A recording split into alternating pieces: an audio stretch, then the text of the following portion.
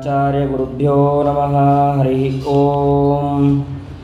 ಸೃಷ್ಟಿಸ್ಥಿತ್ಯಪ್ಯೇಹಾನಿಯತಿದೃಶಿತಮೋ ಬಂಧಮೋಕ್ಷಾಶ್ಚ ಯಸ್ಮಾತ್ ಅಸ್ಯ ಶ್ರೀ ಬ್ರಹ್ಮರುದ್ರ ಪ್ರಭೃತಿಸುರನರದ್ವೀಷಶತ್ರುತ್ಮಕಸ್ಯ ವಿಷ್ಣೋರ್ವ್ಯಸ್ತಾಃ ಸಮಸ್ತಾಃ ಸಕಲಗುಣನಿಧಿಃ ಸರ್ವದೋಷೌ ವ್ಯಪೇತಃ ಪೂರ್ಣಾನಂದಾವ್ಯಯೋ ಯೋ ಗುರುರಪಿ ಪರಮಶ್ಚಿಂತಯೇತಂ ಮಹಾಂತಂ. ಜನ್ಮಾದ್ಯಸ್ಯೇತೋನ್ಮಯಾದಿತರತಶ್ಚಾರ್ಥೇಷ್ವಭಿಘ್ನಸ್ವರಾಟ್ ತೇನೇ ಬ್ರಹ್ಮಹೃದಯಾದಿಕವಯೇ ಮುಹ್ಯಂತಿ ಯಂ ಸೂರಯಃ. ತೇಜೋವಾರಿ ಮೃದಾಂ ಯಥಾ ವಿನಿಮಯೋ ಯತ್ರ ತ್ರಿಸರ್ಗೋ ಮೃಷಾ ಧಾಮ್ನಾ ಸ್ವೇನ ಸದಾ ನಿರಸ್ತಕುಹಕಂ ಸತ್ಯಂ ಪರಂ ಧೀಮಹಿ. ಯಸ್ಯಾ ಕಟಾಕ್ಷಮಾತ್ರೇಣ ಬ್ರಹ್ಮರುದ್ರೇಂದ್ರಪೂರ್ವಕಾಃ ಸುರಾಃ ಸ್ವೀಯಪದಾನ್ಯಾಪುಃ ಸಾ ಲಕ್ಷ್ಮೀರ್ಮೇ ಪ್ರಸೀದತು. ಬುದ್ಧಿರ್ಬಲಂ ಯಶೋಧೈರ್ಯಂ ನಿರ್ಭಯತ್ವಮರೋಗತಾಃ ಅಜಾಡ್ಯಂ ವಾಕ್ಪಟುತ್ವಂ ಚ ಹನುಮತ್ಸ್ಮರಣಾತ್ ಭವೇತ್. ಭವತಿ ಯದನುಭಾವಾದೇಡಮೂಕೋऽಪಿ ವಾಗ್ಮಿ ಜಡಮತಿರಪಿ ಜಂತುರ್ಜಾಯತೆ ಪ್ರಾಜ್ಞಮೌಲಿಃ. सकलवचनचेतो देवता भारती सा ममोचसि निदत्तां सन्निधिं मानसे च.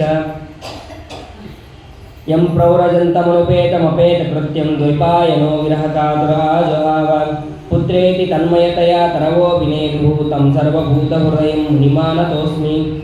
वक्रतुण्डमहाकाय सूर्यकोटिसमप्रभ निर्विघ्नं कुरु मे देव सर्वकार्येषु सर्वदा. यस्य वाक्कामधेनुर्नः कामितार्थान् प्रयच्छति सेवे तं जय योगीन्द्रं कामबाणच्छिदं सदा. श्रीसत्यवरदुग्धाब्धे उत्थिता जगतीतले सुधा श्रीसत्यधर्माख्या पावयेत् स्मरतः सतः. सत्यधर्माब्धिसम्भूतः चिन्तामणिजृम्भितः सत्यसङ्कल्पकल्पद्रुः कल्पयेत् कामधुं मम. सत्याभिघ्नकराब्जोत्तान् पञ्चाशद्वर्षपूजकान् सत्यप्रमोदतीर्थार्यान् नौमिन्याय सुधारतान्. आपादमौलिपर्यन्तं गुरूणाम् आकृतिं स्मरेत् तेन विघ्नाः प्रणश्यन्ति सिद्ध्यन्ति च मनोरथाः. बुधैरपि सुदुर्बोधे ग्रन्थेयं मम साहसं तत्पारयन्तु निपुणाः गुरुपादरजक्कणाः. श्री सत्यात्मतीर्थस्वामी श्रीपादगुरुभ्यो नमः. हरि ओं. स्वस्त्यस्तु अशेष सन्मङ्गलानि भवन्तु. सम्यक् श्लोकैकश्रवणपठनमात्रेण कथा वक्तुश्च श्रोतॄणां निखिलकलिकुतकल्मषापनोन्नपतुतरे धर्मार्थैकिलपुरुषार्थसाधनीभूते श्रीमद्भागवते महापुराणे अद्य कथाप्रसक्ते सति किञ्चित् पूर्वप्रसक्तप्रमेयानुवादः. हरिः ओं.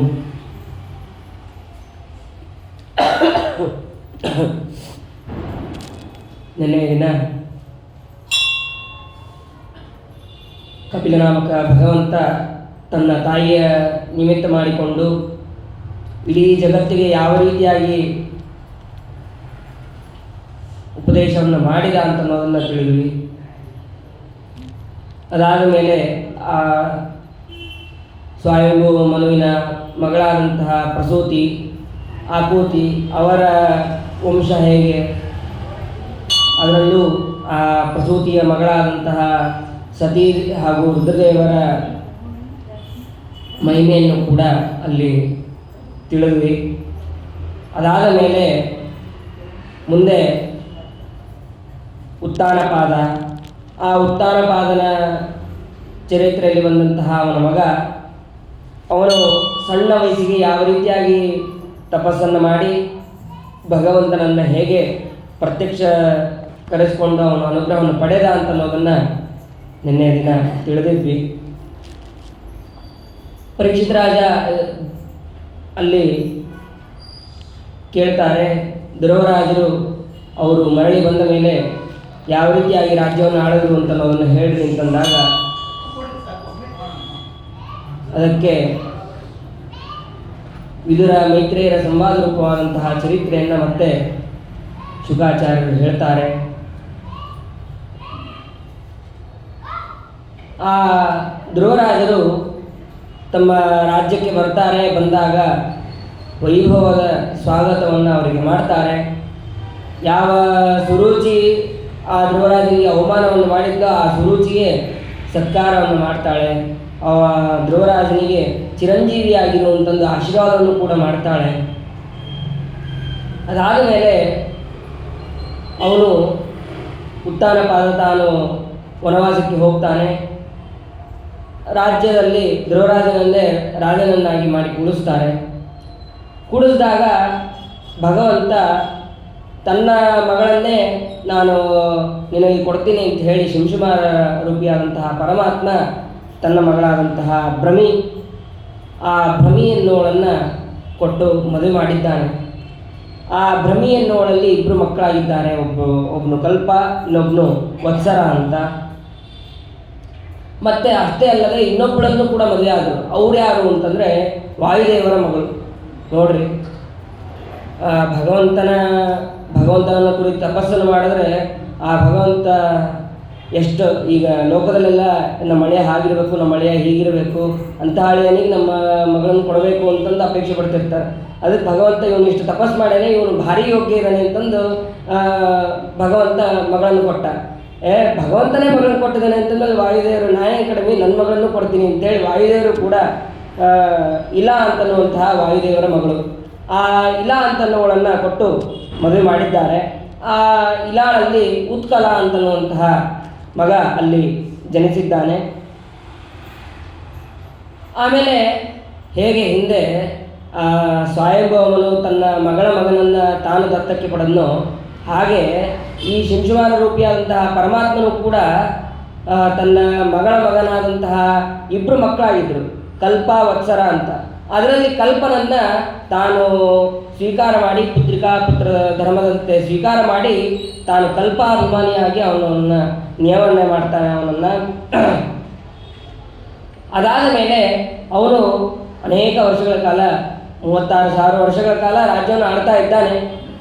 ಈ ಸಂದರ್ಭದಲ್ಲಿ ಒಮ್ಮೆ ಈ ತನ್ನ ತಮ್ಮನಾದಂತಹ ಉತ್ತಮ, ಈ ಸುರುಚಿಯ ಮಗನಾದಂತಹ ಉತ್ತಮ, ಆ ಉತ್ತಮ ಒಮ್ಮೆ ಬೇಟೆಗೆ ಅಂತ ಹೋಗಿರ್ತಾನೆ. ಬೇಟೆಗೆ ಅಂತ ಹೋದಾಗ ಅಲ್ಲಿ ಯಕ್ಷರಿಂದ ಅವನು ಸಂಹಾರ ಆಗ್ಬಿಡ್ತಾನೆ.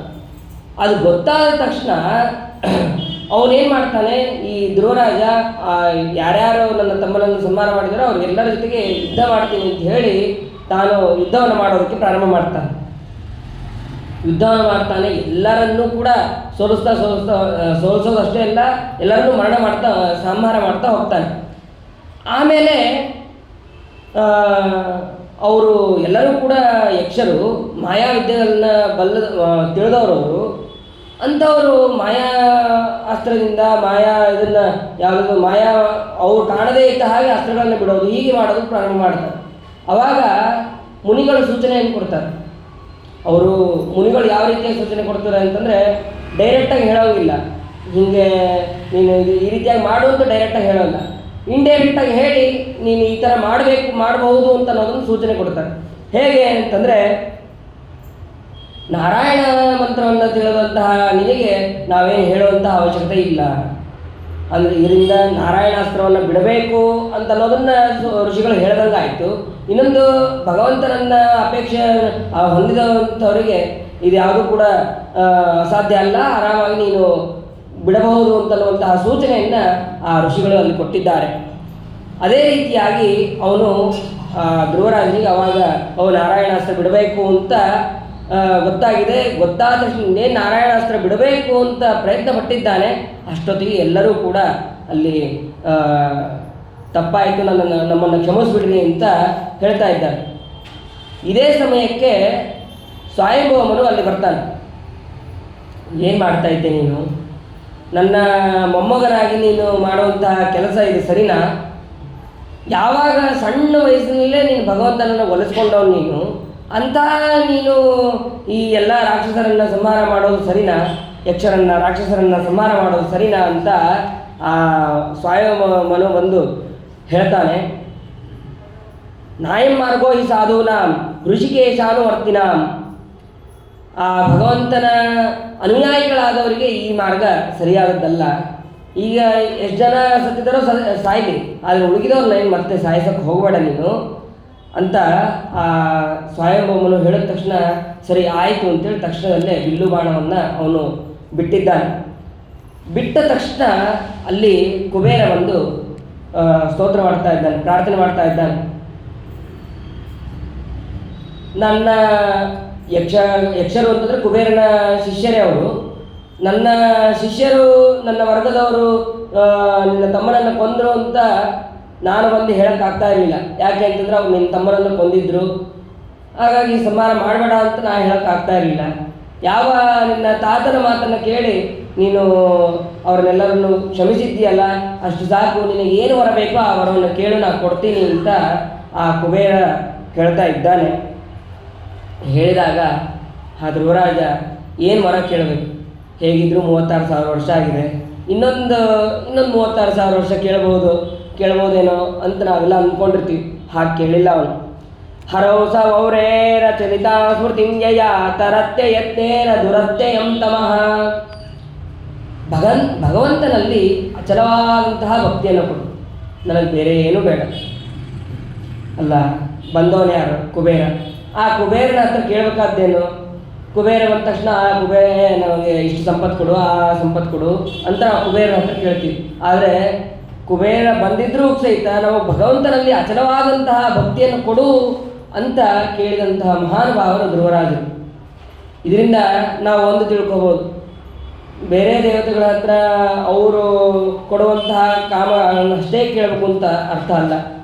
ಅವ್ರ ಹತ್ರನೂ ಕೂಡ ನಾವು ಭಗವಂತನ ವಿಷಯಕವಾಗಿ ಕೇಳಿದ್ರೆ ಅವರು ಬಹಳ ಸಂತುಷ್ಟರಾಗಿ ಅವರು ಅದನ್ನು ಅವಶ್ಯವಾಗಿ ಆ ವರವನ್ನು ಕೊಡ್ತಾರೆ ಅಂತ ಅನ್ನೋದನ್ನು ಕೂಡ ನಾವು ಇಲ್ಲಿ ತಿಳಿಯಬಹುದು.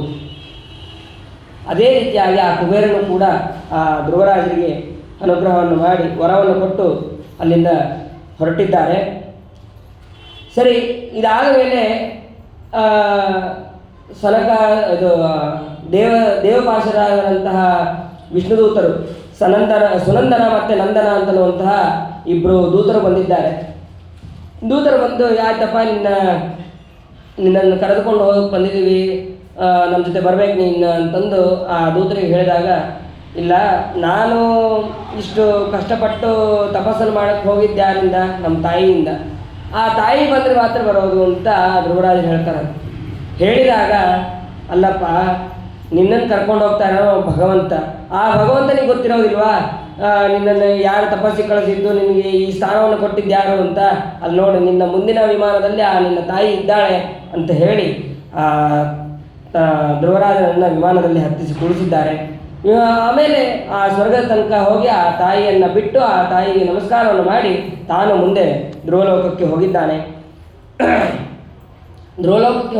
ಅಲ್ಲಿ ಹೋದಾಗೆ ಅಲ್ಲಿ ಶಿಂಶುಮಾರ ರೂಪಿಯಾದಂತಹ ಪರಮಾತ್ಮ ಧ್ರುವಲೋಕದಲ್ಲಿ ತಾನು ದ್ವಾರಪಾಲಕನಾಗಿ ಅಲ್ಲಿ ನಿಂತಿದ್ದಾನೆ.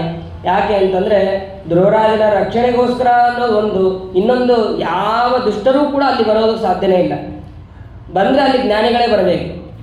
ಅದರಾಗೂ ಏನು ಅಂತಂದರೆ ಆ ಧ್ರುವಲೋಕದ ಮಹಾತ್ಮೆ ಏನು ಅಂತಂದು ಮುಂದೆ ಪಂಚಮಸ್ಕಂದದಲ್ಲಿ ಗೊತ್ತಾಗತ್ತೆ. ಆ ಧ್ರುವಲೋಕಕ್ಕೆ ಹೋಗಬೇಕು ಅಂತಂದರೆ ಜ್ಞಾನಿಗಳು, ಉತ್ತಮ ಜ್ಞಾನಿಗಳು ಮಾತ್ರ ಹೋಗೋದಕ್ಕೆ ಸಾಧ್ಯ. ಇನ್ನು ಕೆಲವರು ಮಧ್ಯಮ ಜ್ಞಾನಿಗಳು ಕೇವಲ ಧ್ರುವಲೋಕ ಅಲ್ಲಿದೆ ಅಂತ ತೋರಿಸ್ತಾರೆ ಅಷ್ಟೇ ಅವರಿಗೆ. ಅಷ್ಟು ಧ್ರುವಲೋಕದ ಮಹಿಮೆ ಅಂತ ಅನ್ನೋದನ್ನು ಪಂಚಮಸ್ಕಂದದಲ್ಲಿ ಹೇಳ್ತಾರೆ. ಅದೇ ರೀತಿಯಾಗಿ ಧ್ರುವಲೋಕದಲ್ಲಿ ಧ್ರುವ ಮಹಾರಾಜರು ಅಲ್ಲಿ ಇದ್ದಾರೆ ಅಂತ ಅನ್ನೋದನ್ನು ತಿಳಿಬೇಕು. ಈ ಧ್ರುವರಾಜರ ಚರಿತ್ರೆಯನ್ನು ಯಾರು ಭಕ್ತಿಯಿಂದ ಕೇಳ್ತಾರೋ ಅವರಿಗೆ ಎಲ್ಲ ರೀತಿಯಾದಂತಹ ಯಶಸ್ಸು, ಆಯುಷ್ಯ, ಪುಣ್ಯ ಮತ್ತು ಎಲ್ಲವೂ ಕೂಡ ಸಿಗತ್ತೆ. ಕೊನೆಗೆ ಅವರು ಭಕ್ತಿಯಿಂದ ಕೇಳಿದರೆ ಧ್ರುವಲೋಕವೂ ಕೂಡ ಪ್ರಾಪ್ತಿಯಾಗೋದ್ರಲ್ಲಿ ಸಂದೇಹ ಇಲ್ಲ ಅಂತ ಅನ್ನೋದನ್ನು ಇಲ್ಲಿ ತಿಳಿಸ್ತಾರೆ. ಅದಾದ ಮೇಲೆ ಧ್ರುವರಾಜ ಆದಮೇಲೆ ಅವನ ಮಗನಾದಂತಹ ಉತ್ಕಲ ಅವನು ರಾಜ್ಯಭಾರವನ್ನು ಆಳ್ತಾನೆ. ಯಾಕೆಂದರೆ ಕಲ್ಪ ಅವನು ಅವರ ತಾತ ಕರೆದುಕೊಂಡು ಹೋಗಿರ್ತಾನೆ, ಅಂದರೆ ಶಿಂಶುಮಾರ ರೂಪಿಯಾದಂತಹ ಪರಮಾತ್ಮ ಕರೆದುಕೊಂಡು ಹೋಗಿರ್ತಾನೆ. ಮತ್ತು ವತ್ಸರ ಅವನು ಯಾಕೆ ರಾಜ್ಯ ಆಳಿಲ್ಲ ಅಂತಂದರೆ ವತ್ಸರನೂ ಕೂಡ ವತ್ಸರಾಭಿಮಾನಿಯಾಗಿ ಅವನು ಅಲ್ಲಿ ಹೋಗ್ತಾನೆ. ಇನ್ನು ಉತ್ಕಲ ಅವನು ಇಲ್ಲಿ ರಾಜ್ಯವನ್ನು ಆಳ್ತಾನೆ. ಆಮೇಲೆ ಅದೇ ವಂಶದಲ್ಲಿ ಅಂಗ ಅಂತನ್ನುವಂತಹ ಒಬ್ಬ ರಾಜ, ಅವನಿಗೆ ಅವನ ಪತ್ನಿ ಹೆಸರು ಸುನೀತಾ ಅಂತ. ಅವನಿಗೆ ಏನಾದರೂ ಮಕ್ಕಳೇ ಆಗ್ತಾ ಇರೋದಿಲ್ಲ. ಆಮೇಲೆ ಬೇಕಾದಷ್ಟು ಯಜ್ಞ ಯಾಗಗಳನ್ನು ಮಾಡ್ತಾ ಇರ್ತಾನೆ, ಅಶ್ವಮೇಧ ಯಾಗಗಳನ್ನು ಮಾಡ್ತಾ ಇರ್ತಾನೆ. ಆದರೆ ಅಶ್ವಮೇಧ ಯಾಗವನ್ನು ಮಾಡಿದ್ರೆ ಯಾವ ದೇವತೆಗಳು ಅದರ ಹವಿಸ್ಸನ್ನೇ ಸ್ವೀಕಾರ ಮಾಡ್ತಾ ಇರೋದಿಲ್ಲ. ಯಾಕೆ ಅಂತಂದರೆ ನಿನಗೆ ಮಕ್ಕಳಾಗಿಲ್ಲ, ಹಾಗಾಗಿ ನಾವು ಹವಿಸ್ಸನ್ನು ಸ್ವೀಕಾರ ಮಾಡೋದಿಲ್ಲ ಅಂತ ಅಲ್ಲಿ ಹೇಳ್ತಾರೆ. ಹಾಗಾದರೆ ಮಕ್ಕಳಾಗದೇ ಇದ್ದರೆ ಅವರಿಗೆ ಸದ್ಗತಿ ಅಂತ ಅನ್ನೋದು ಆಗೋದೇ ಇಲ್ವಾ ಅಂತಂದರೆ ಅದಕ್ಕೆ ಶ್ರೀಮದಾಚಾರ್ಯರು ನಿರ್ಣಯ ಕೊಡ್ತಾರೆ. ಅನಪತ್ಯೋಪಿ ಸದ್ಧರ್ಮ ಲೋಕಜಿನ್ ನಾತ್ರ ಸಂಶಯ. ಯಾರಿಗೆ ಮಕ್ಕಳಾಗದೇನೆ ಕೆಲವೊಬ್ಬರಿಗೆ ಸದ್ಗತಿ ಅಂತ ಅನ್ನೋದು ಆಗತ್ತೆ, ಆದರೆ ಇವನಿಂದ ಮುಂದೆ ಪೃಥು ಅಂತ ಅನ್ನೋನು ಹುಟ್ಟಬೇಕಾಗಿದೆ. ಅದಕ್ಕೆ ಇವನಿಗೆ ಈ ರೀತಿಯಾದಂತಹ ಮಕ್ಕಳ ಹವಿಸ್ಸನ್ನು ಸ್ವೀಕಾರ ಮಾಡದೇ ಇರ್ಬೋದು, ಅಥವಾ ಅವನಿಗೆ ದೋಷ ಇತ್ತು. ಏನು ದೋಷ? ಮಕ್ಕಳು ಯಾಕೆ ಆಗಿರಲಿಲ್ಲ ಅಂತಂದರೆ ಹಿಂದೆ ಅವನೊಂದು ಅಪರಾಧ ಮಾಡಿದ್ದ, ಹಿಂದಿನ ಜನ್ಮದಲ್ಲಿ ಬಾಲಹತ್ಯೆಯನ್ನು ಮಾಡಿದ್ದ. ಆ ಬಾಲಹತ್ಯೆ ಮಾಡಿದ್ದಕ್ಕೆ ಅವನಿಗೆ ಮಕ್ಕಳಾಗಿರಲಿಲ್ಲ ಅಂತ ಅನ್ನೋದನ್ನು ನಮ್ಮ ಶ್ರೀಮದಾಚಾರ್ಯರು ತಾತ್ಪರ್ಯದಲ್ಲಿ ತಿಳಿಸ್ತಾರೆ. ಹಾಗಾದರೆ ಬಾಲ್ಯಹತ್ಯೆಯನ್ನು ಕೂಡ ಮಾಡಬಾರ್ದು, ಮಕ್ಕಳಿಗೆ ಯಾವುದೇ ರೀತಿಯಾದ ಹಿಂಸೆಯನ್ನು ಕೂಡ ನಾವು ಮಾಡಬಾರ್ದು. ಹಿಂಸೆ ಮಾಡಿದ್ರೆ ಈ ಜನ್ಮದಲ್ಲೇನೋ ನಮಗೆ ಮಕ್ಕಳಾಗಿರ್ತಾರೆ, ಮುಂದೆ ಮಕ್ಕಳಾಗೋರು ಇರ್ತಾರೆ, ಆದರೆ ಮುಂದಿನ ಜನ್ಮದಲ್ಲಿ ಮಾತ್ರ ನಾವು ಮುಂದಿನ ಜನ್ಮದಲ್ಲಿ ಭಗವಂತ ಯಾವುದೋ ಒಂದು ರೀತಿಯಿಂದ ನಮಗೆ ತೊಂದರೆಯನ್ನು ಕೊಡ್ತಾನೆ ಅಂತ ಅನ್ನೋದು ಅದನ್ನು ತಿಳಿಯಬೇಕು. ಅದಾದಮೇಲೆ ಹಾಗಾದರೆ ಮಕ್ಕಳಾಗಬೇಕು ಅಂದರೆ ಏನು ಮಾಡಬೇಕು? ಪುತ್ರಕಾಮೇಷ್ಟಿ ಯಾಗವನ್ನು ಮಾಡಬೇಕು ಅಂತ ಹೇಳ್ತಾರೆ. ಸರಿ, ಪುತ್ರಕಾಮೇಷ್ಟಿಯನ್ನು ಯಾಗವನ್ನು ಮಾಡ್ತಾರೆ. ಆದರೆ ಪುತ್ರಕಾಮೇಷ್ಟಿ ಯಾಗವನ್ನು ಮಾಡಿದ್ರೆ ಅವನಿಗೆ ಎಂಥ ಮಗ ಆಗಬೇಕು? ಒಳ್ಳೆ ಮಗ ಆಗಬೇಕಾಗಿತ್ತು. ಆದರೆ ಅಲ್ಲಿ ಒಳ್ಳೆಯ ಮಗ ಆಗಲಿಲ್ಲ. ದುಷ್ಟನಾದಂತಹ ಒಬ್ಬ ಅಸುರ ರಾಕ್ಷಸ ಅಲ್ಲಿ ಹುಟ್ಟುತ್ತಾನೆ. ಯಾರು? ಅವನೇ ವೇನ. ಆ ವೇನ ಮಹಾ ಅಸುರ. ಅವನು ಹುಟ್ಟುತ್ತಾನೆ ಎಲ್ಲ ಪ್ರಾಣಿಗಳನ್ನು, ಎಲ್ಲ ಪಶುಗಳನ್ನು, ಎಲ್ಲ ಮಕ್ಕಳನ್ನು ಹಿಂಸೆ ಕೊಡೋದು, ಇದೇ ಅವನ ಕಾರ್ಯ. ಬೇರೆ ಕೆಲಸನೇ ಇಲ್ಲ ಅವನು. ಇದನ್ನು ಮಾಡೋದಕ್ಕೆ ಪ್ರಾರಂಭ ಮಾಡೋದು.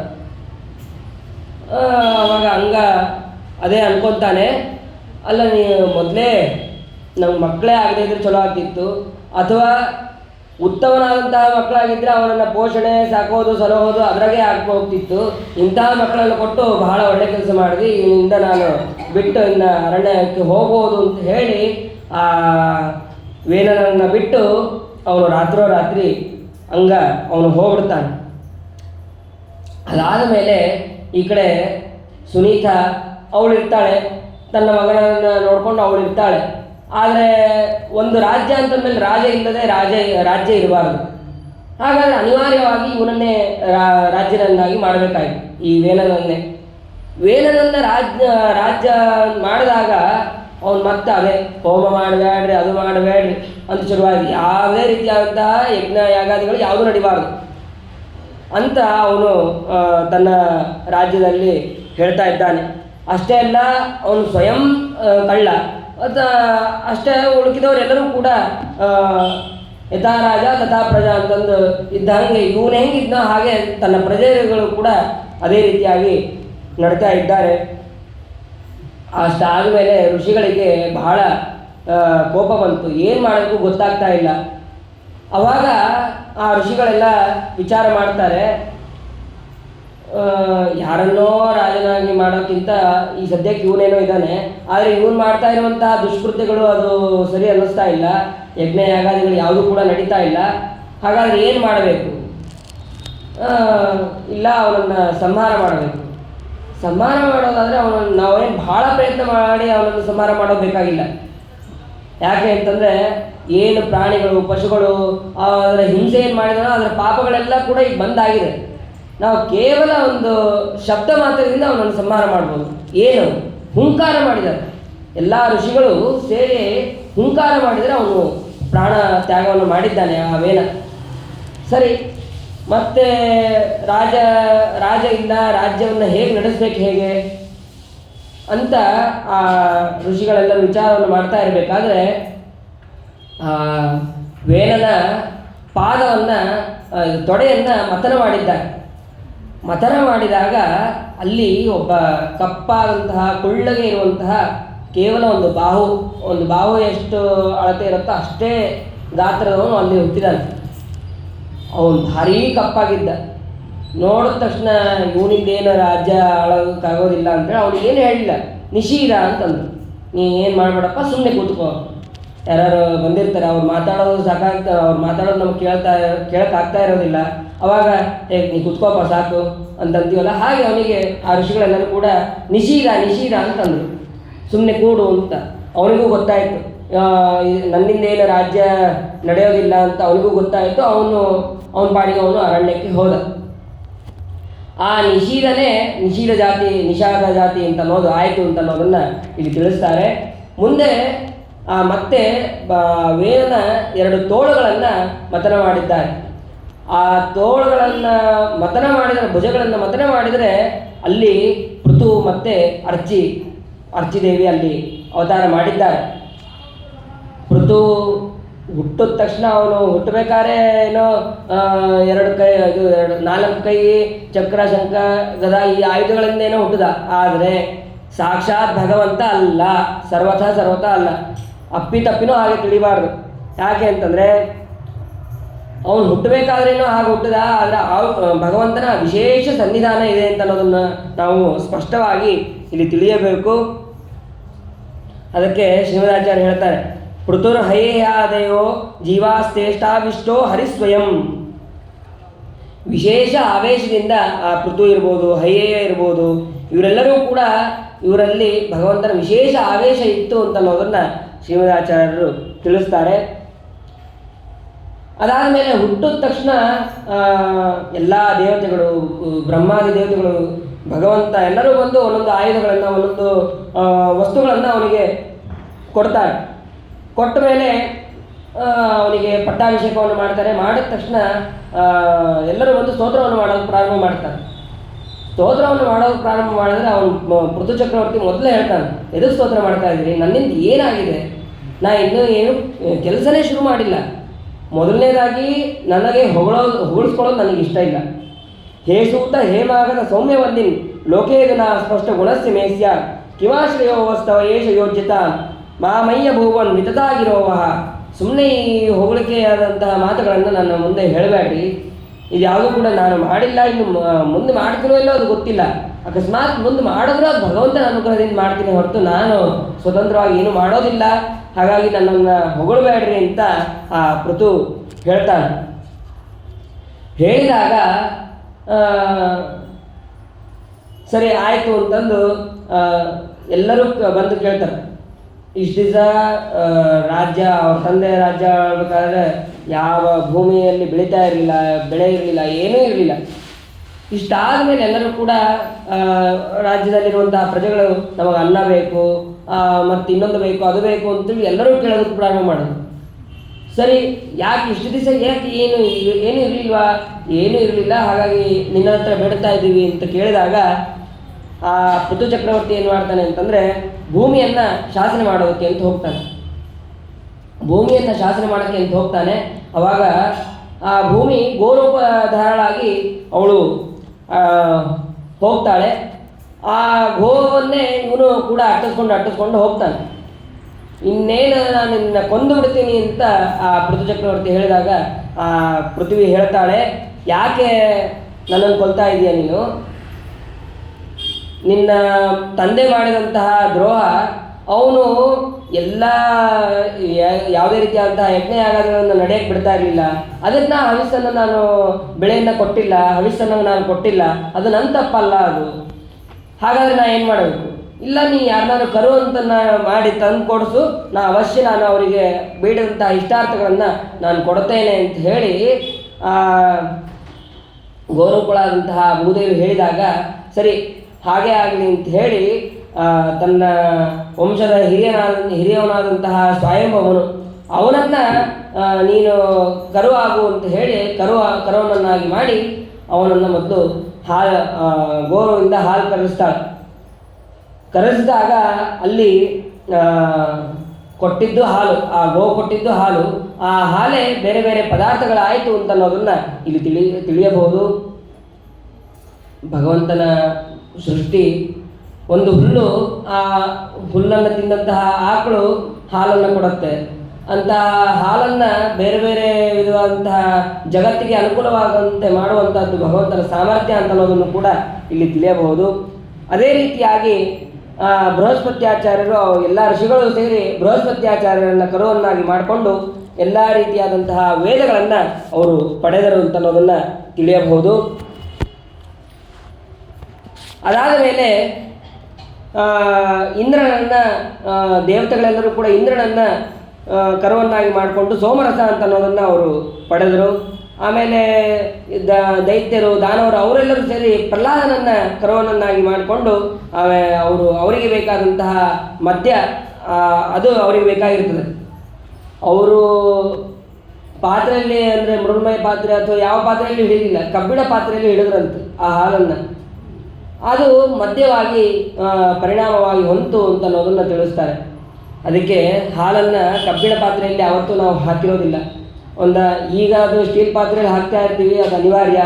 ಆದರೆ ಕಬ್ಬಿಣ ಪಾತ್ರೆಯಲ್ಲಿ ಹಾಕಿದ್ರೆ ಅದು ಮದ್ಯಕ್ಕೆ ಸಮಾನ ಅಂತ ಅನ್ನೋದನ್ನು ಕೂಡ ನಾವು ಇಲ್ಲಿ ತಿಳಿಯಬಹುದು. ಹೀಗೆ ಅಲ್ಲಿ ಪ್ರಹ್ಲಾದನ ಮುಖಾಂತರ ದೈತ್ಯರು ಅದನ್ನು ಪಡೆದಿದ್ದಾರೆ. ಆಮೇಲೆ ಗಂಧರ್ವರು ಅವರು ವಿಶ್ವಾಸು ಅಂತನ್ನುವಂತಹ ಗಂಧರ್ವರನ್ನು ಕರುವನ್ನಾಗಿ ಮಾಡಿ ಅವರಿಗೆ ಬೇಕಾದಂತಹ ಪದಾರ್ಥವನ್ನು ಪಡೆದಿದ್ದಾರೆ. ಆಮೇಲೆ ಸಿದ್ಧರು ಅವರೇನು ಮಾಡಿದ್ರು ಅಂತಂದರೆ ಕಪಿಲ ಭಗವಂತನನ್ನು ಕರುವನ್ನಾಗಿ ಮಾಡಿ ತಮಗೆ ಬೇಕಾದಂತಹ ಯಾವ ಸಿದ್ಧಿಯನ್ನು ಪಡೆಯಬೇಕಾಗಿತ್ತೋ ಆ ಸಿದ್ಧಿಯನ್ನು ಅವರು ಪಡೆದರು. ಹೀಗೆ ಎಲ್ಲ ಸರ್ಪಗಳು ತಕ್ಷಕನನ್ನು ಕರುವನ್ನಾಗಿ ಮಾಡಿಕೊಂಡು ಅವರಿಗೆ ವಿಷನೇ ಬೇಕಾಗಿತ್ತು ಸರ್ಪಗಳಿಗೆ, ಆ ವಿಷವನ್ನು ಅವರು ಪಡೆದರು. ಹೀಗೆ ಒಬ್ಬೊಬ್ಬರು ಒಂದೊಂದನ್ನು ಪಡೆದರು ಅಂತ ಅನ್ನೋದನ್ನು ಅಲ್ಲಿ ತಿಳಿಸ್ತಾರೆ. ಇದಾದ ಮೇಲೆ ಆ ಪೃಥು ಚಕ್ರವರ್ತಿ ಬೇಕಾದಷ್ಟು ಈಗ ಹೇಗಿದೆಯಲ್ಲ ಭೂಮಿ, ಅದನ್ನು ವಿಸ್ತಾರಗೊಳಿಸಿದವನು ಅವನೇ. ಮೊದಲು ಎಲ್ಲ ಬೆಟ್ಟಗಳು ಗುಡ್ಡ ಇದೇ ಜಾಸ್ತಿ ಕಾಣಿಸ್ತಾ ಇತ್ತು. ಅದನ್ನು ಸರಿಯಾಗಿ ಒಂದು ಕ್ರಮವಾಗಿ ಮಾಡಿದವನು ಪೃಥು ಚಕ್ರವರ್ತಿ. ಅದಕ್ಕೆ ಈ ಭೂಮಿಗೆ ಪೃಥ್ವಿ ಅಂತ ಅವತ್ತಿನಿಂದ ಹೆಸರು ಬಂತು. ಅದಾದ ಮೇಲೆ ಈ ಪೃಥು ಚಕ್ರವರ್ತಿ ಒಂದು 100 ಅಶ್ವಮೇಧ ಯಾಗ ಮಾಡೋದಕ್ಕೆ ಅಂತ ಹೊರಡ್ತಾನೆ. 100 ಅಶ್ವಮೇಧ ಯಾಗವನ್ನು ಮಾಡಬೇಕಾದ್ರೆ 90 ಆಯಿತು, 95 ಆಯಿತು, 99 ಆಯಿತು. 99 ಆದಮೇಲೆ ಇಂದ್ರದೇವರು ಯಜ್ಞದ ಕುದುರೆಯನ್ನು ಅಪಹಾರ ಮಾಡಿದ್ರು. ಯಾಕೆ ಅಂತಂದರೆ 100 ಮಾಡಿಬಿಟ್ರೆ ತಮ್ಮ ಸ್ಥಾನಕ್ಕೆ ಅದು ತೊಂದರೆ ಆಗುತ್ತೆ ಅಂತ ಹೇಳಿ ಅವರು 100ನೇದು ಮಾಡೋದಕ್ಕೆ ಬಿಡಲಿಲ್ಲ. ಒಂದ್ಸತೆ ಪ್ರಾರಂಭ ಆದ ತಕ್ಷಣ ಕುದುರೆಯನ್ನು ಅಪಹಾರ ಮಾಡಿದ್ರು. ಬೇರೆ ಬೇರೆ ವೇಷಗಳನ್ನು ಹಾಕ್ಕೊಂಡು ಅವರು ಕುದುರೆಯನ್ನು ಅಪಹಾರ ಮಾಡ್ಕೊಂಡು ಹೋಗಬೇಕು. ಅದನ್ನು ಆ ವೇಷಗಳನ್ನು ಅರ್ಥಕ್ಕೆ ಬಿಟ್ಟು ಹೋಗಬೇಕು. ಹೀಗೆ ಮಾಡ್ತಾ ಇರ್ತಾನೆ. ಒಂದು ಸಲ 10 ವೇಷಗಳು ತೋರಿಸ್ತಾರೆ. ನೋಡಲ್ಲಿ ಆ ಇಂದ್ರ ಪಾಷಾಂಡಿ ವೇಷದಲ್ಲಿ ಬಂದು ಅವನು ನಿನ್ನ ಯಜ್ಞದ ಕುದುರೆಯನ್ನು ತೊಗೊಂಡು ಹೋಗ್ತಾ ಇದ್ದಾನೆ ನೋಡು ಅಂತ 10 ವೇಷಗಳು ತೋರಿಸ್ತಾರೆ. ತೋರಿಸಿದಾಗ ಅದನ್ನು ಏನು ಮಾಡ್ತಾನೆ ಅಂತಂದರೆ ಆ ಪಾಷಾಂಡಿ ವೇಷನೂ ಕೂಡ ಅಲ್ಲೇ ಬಿಟ್ಟು ಹೋಗ್ತಾನೆ. ಆ ಇಂದ್ರದೇವರು ಏನೇನು ವೇಷವನ್ನು ಬಿಟ್ಟು ಹೋದರೋ ಅದನ್ನೇ ಈಗ ಬೇರೆ ಬೇರೆ ಮತದವರೆಲ್ಲರೂ ಕೂಡ ಅದನ್ನು ತಗೊಂಡು ಇದೇ ನಮ್ಮದು ಸರಿಯಾದದ್ದು ಅಂತ ತಪ್ಪಾಗಿ ತಿಳಿದಿದ್ದಾರೆ. ಅದು ಯಾವುದು ಕೂಡ ಸರಿಯಲ್ಲ ಅಂತ ಅನ್ನೋದನ್ನು ತಿಳಿಬೇಕು.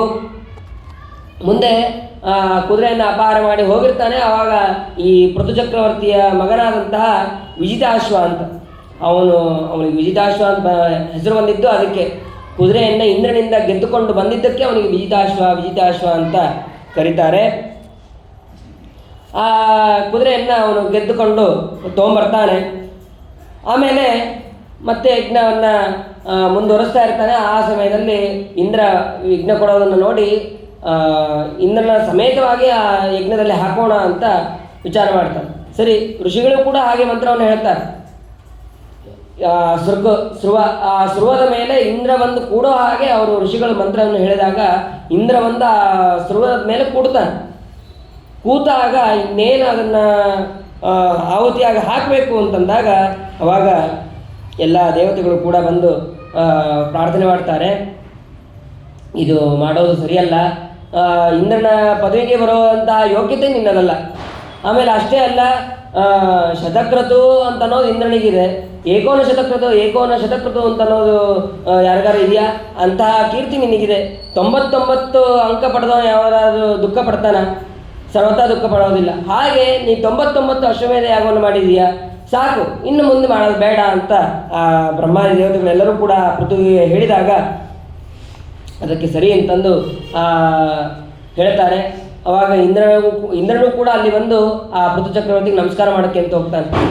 ಅವಾಗ ಪೃಥು ಚಕ್ರವರ್ತಿ ಹೇಳ್ತಾನೆ, ನನಗೇನು ನಮಸ್ಕಾರ ಮಾಡಬೇಡಪ್ಪ, ನನ್ನದೇ ತಪ್ಪಾಯಿತು, ಕ್ಷಮಿಸು ಅಂತ ಆ ಇಂದ್ರನಿಗೆ ಹೇಳ್ತಾನೆ. ಹೇಳಿದಾಗ ಅದಾದ ಮೇಲೆ ಎಲ್ಲ ರೀತಿಯಾದಂತಹ ಜ್ಞಾನಿಗಳು ಬಂದು ಅವನಿಗೆ ಪೃಥು ಚಕ್ರವರ್ತಿಗೆ ಉಪದೇಶವನ್ನು ಮಾಡ್ತಾರೆ. ಉಪದೇಶವನ್ನು ಮಾಡಿದ ಮೇಲೆ ಸರಿ ಆಯಿತು ಅಂತ ಹೇಳಿ ಆ ಅಶ್ವಮೇಧ ಯಾಗವನ್ನು ಅಲ್ಲಿಗೆ ನಿಲ್ಲಿಸ್ತಾನೆ. ಆದ ಮೇಲೆ ಅಲ್ಲಿಯ ಅವಭೃತ ಸ್ನಾನವನ್ನು ಮುಗಿಸಿ ಅವನು ಮತ್ತೆ ಪೃಥು ಚಕ್ರವರ್ತಿ ತನ್ನ ರಾಜ್ಯಕ್ಕೆ ಬರ್ತಾನೆ. ಒಮ್ಮೆ ಈ ಪೃಥು ಚಕ್ರವರ್ತಿ ಒಂದು ಯಾಗವನ್ನು ಮಾಡ್ತಾ ಇರ್ತಾನೆ. ಆವಾಗ ಯಾಗವನ್ನು ಮಾಡಬೇಕಾದ್ರೆ ಅವನು ದೀಕ್ಷೆಯಲ್ಲಿ ಇರ್ತಾನೆ. ಮಧ್ಯದಲ್ಲಿ ಎದ್ದು ನಿಂತು ಅವನು ಹೇಳ್ತಾನೆ, ನಾನು ನಿಮ್ಮೆಲ್ಲರಿಗೂ ಒಂದು ಮಾತು ಹೇಳ್ತಾ ಇದ್ದೀನಿ. ಏನಂತಂದರೆ, ನಿಮ್ಮಿಂದ ನಾನು ಕಪ್ಪವನ್ನು ಸ್ವೀಕಾರ ಏನೋ ಮಾಡಿರ್ತೀನಿ. ಆ ಸ್ವೀಕಾರ ಮಾಡಿದ್ದಕ್ಕೆ ನಾ ಹೇಳಿದ್ದೆ ನೀವು ಕೇಳಬೇಕು. ಅಲ್ಲ, ನೀ ಯಾಗ ಮಾಡ್ತಾ ಇದ್ದಿ, ಯಾಗ ಮಾಡೋದು ಬಿಟ್ಟು ಇದೆಲ್ಲ ಮಧ್ಯದಲ್ಲಿ ಯಾಕೆ ಮಾತಾಡ್ಬೇಕು ನೀನು ಅಂತ ಜನರಂದರೆ, ಅದಕ್ಕಂತಾನೆ ನಾನು ಬರೀ ಕಪ್ಪ ಇಸ್ಕೊಂಡು ಸುಮ್ಮನೆ ಕೊಡೋನಲ್ಲ, ನಾನು ನಿಮ್ಮಿಂದ ಧರ್ಮ ಮಾಡಿಸ್ಬೇಕು. ಆ ಧರ್ಮವನ್ನು ಸರಿಯಾಗಿ ಮಾಡಬೇಕು ನೀವು. ಅದಕ್ಕೆ ಭಗವಂತನನ್ನು ಸರಿಯಾಗಿ ನೀವು ಧ್ಯಾನವನ್ನು ಮಾಡಬೇಕು ಅಂತನ್ನುವಂತಹ ಮಾತನ್ನು ಕೂಡ ಆ ಪೃಥು ಚಕ್ರವರ್ತಿ ಹೇಳ್ತಾನೆ. ಎಲ್ಲರಿಗೂ ಕೂಡ ಹೇಳ್ತಾನೆ. ಅಧೋಕ್ಷಜ ದಿಯಂ ತರ್ಹಿ ಮೇ ನುಗ್ರಹಕೃತಃ.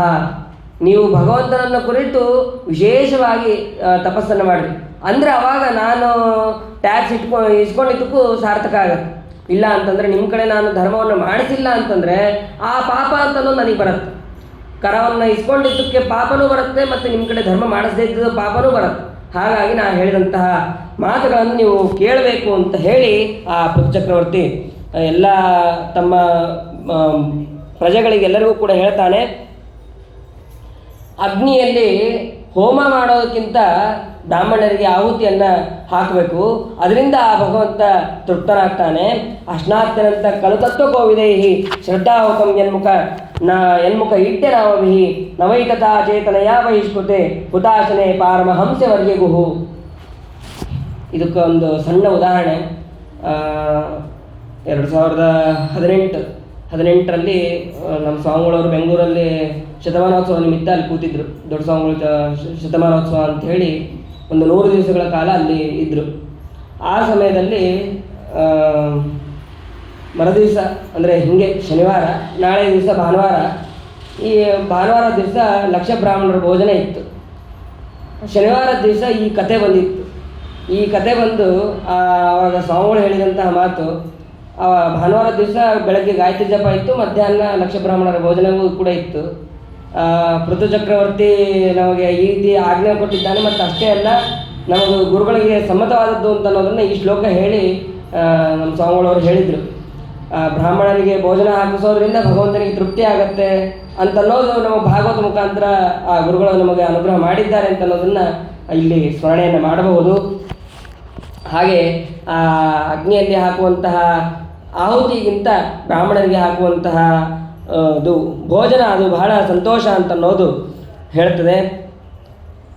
ಹಾಗೆ ಕ್ಷತ್ರಿಯರು ತಮ್ಮ ತೇಜಸ್ಸನ್ನು ಎಂದೂ ಕೂಡ ಬ್ರಾಹ್ಮಣರ ಮೇಲೆ ಸರ್ವತಾ ತೋರಿಸಬಾರ್ದು. ಈ ರೀತಿಯಾದಂತಹ ಉಪದೇಶವನ್ನು ಅವರು ಆ ಪೃಥು ಚಕ್ರವರ್ತಿಗಳು ತಮ್ಮ ಪ್ರಜೆಗಳ ಮೇಲೆ ಹೇಳ್ತಾರೆ. ಹೇಳಿದಾಗ ಇಂಥ ರಾಜ ಇರಬೇಕು, ನಿಮ್ಮಂತಹ ರಾಜರು ನಮ್ಮ ಭೂಮಿಯಲ್ಲಿ ಮತ್ತೆ ಆಗ್ತಾ ಇರಬೇಕು. ಯಾಕೆ ಅಂತಂದರೆ ಎಲ್ಲರೂ ಕೂಡ ರಾಜ್ಯಭಾರ ಮಾಡಿದ ತಕ್ಷಣ ಅವರು ವನಕ್ಕೆ ಹೋದರು ಅಂತಂದರೆ ಹಾಗಲ್ಲ. ನಮ್ಮನ್ನೂ ಕೂಡ ಸನ್ಮಾರ್ಗದಲ್ಲಿ ಕರ್ಕೊಂಡು ಹೋಗುವಂತಹ ರಾಜ ಸಿಗೋದು ಇದು ನಮ್ಮ ಅದೃಷ್ಟ ಅಂತಂದು ಎಲ್ಲರೂ ಕೂಡ ಹೇಳ್ತಾರೆ. ಸರಿ, ಇದೇ ಸಮಯಕ್ಕೆ ಇನ್ನೇನು ಅವನು ರಾಜ್ಯವನ್ನು ಬಿಟ್ಟು ಅವನು ಅಲ್ಲಿಂದ ವನಕ್ಕೆ ಹೋಗಬೇಕು ಅಂತನ್ನುವಂತಹ ಸಮಯದಲ್ಲೇ ಅಲ್ಲಿ ಸನಕ ಸನಂದನಾದಿ 4 ಜನರು ಕೂಡ ಅಲ್ಲಿ ಬರ್ತಾರೆ. ಆವಾಗ ಬಂದ ತಕ್ಷಣ ಅವರಿಗೆ ಈ ಪೃಥು ಚಕ್ರವರ್ತಿ ಸ್ವಾಗತವನ್ನು ಮಾಡ್ತಾನೆ. ಸ್ವಾಗತವನ್ನು ಮಾಡಿ ಅವರಿಗೆ ಶ್ರೇಷ್ಠವಾದಂತಹ ಆಸನವನ್ನು ಕೊಟ್ಟು ಪೃಥು ಚಕ್ರವರ್ತಿ ಮತ್ತೆ ಪ್ರಶ್ನೆ ಮಾಡ್ತಾನೆ ಆ ಸನತ್ಕುಮಾರಾದಿಗಳಿಗೆ. ಏನು ಅಂತಂದರೆ, ಆ ಭಗವಂತನ ಅನುಗ್ರಹದಿಂದ ಸುಖ ದುಃಖಗಳನ್ನು ಸಮವಾಗಿ ಕಾಣುವಂತಹ ಮತ್ತು ನಿಮ್ಮಂಥವರ ವಿಷಯದಲ್ಲಿ ಕುಶಲ ಪ್ರಶ್ನೆಯನ್ನು ಸರ್ವತಾ ಮಾಡೋದು ಸರಿಯಲ್ಲ. ನೀವು ಯಾವಾಗಲೂ ಭಗವಂತನ ಅನುಗ್ರಹದಿಂದ ಕುಶಲರಾಗೇ ಇರ್ತೀರಿ. ನಮಗೆ ಭಗವಂತನ ಅನುಗ್ರಹವನ್ನು ಹೇಗೆ ಪಡಿಬೇಕು, ಭಗವಂತನ ಅನುಗ್ರಹದಿಂದ ನಾವು ಸುಖವಾಗಿ ಇರಬೇಕು ಅಂತಂದರೆ ನಾವು ಏನು ಮಾಡಬೇಕು ಅದನ್ನು ನಮಗೆ ಹೇಳ್ರಿ ಅಂತ ಹೇಳಿದಾಗ ಆ ಸನತ್ಕುಮಾರರು ಕೂಡ ಉಪದೇಶವನ್ನು ಮಾಡ್ತಾರೆ. ನೀನು ಸ್ವಯಂ ಜ್ಞಾನಿಯಾಗಿದ್ದರೂ ಆದರೂ ಕೂಡ ಜನರ ಹಿತಕ್ಕಾಗಿ ನೀನು ಈ ಪ್ರಶ್ನೆಯನ್ನು ಮಾಡ್ತಾ ಇದ್ದಿ. ಶಾಸ್ತ್ರೇಶ್ವಿಯಾನೇವ ಸುನಿಶ್ಚಿತೋ ನೃಣಾಂ ಕ್ಷೇಮಸ್ಯ ಸಮ್ಯಕ್ ವಿಮರ್ಶೇಷು ಹೇತು ಅಸಂಗ ಆತ್ಮ ವ್ಯತಿರಿಕ್ತ ವಸ್ತುನಿ ದೃಢಾರತೆ ಬ್ರಹ್ಮಣಿ ನಿರ್ಗುಣೇಚಯ. ಎಲ್ಲ ಶಾಸ್ತ್ರಗಳ ವಿಮರ್ಶೆ ಅದು ಏನಾಗಿದೆ ಅಂತಂದರೆ, ಶಾಸ್ತ್ರಗಳನ್ನು ತಿಳ್ಕೊತೀವಿ, ಶಾಸ್ತ್ರಗಳನ್ನು ತಿಳ್ಕೊಂಡಾಗ ಅದರಲ್ಲಿ ಇರುವಂತಹ ತತ್ವವನ್ನು ಸರಿಯಾಗಿ ತಿಳ್ಕೊಳ್ಳೋಕ್ಕಾಗೋದಿಲ್ಲ.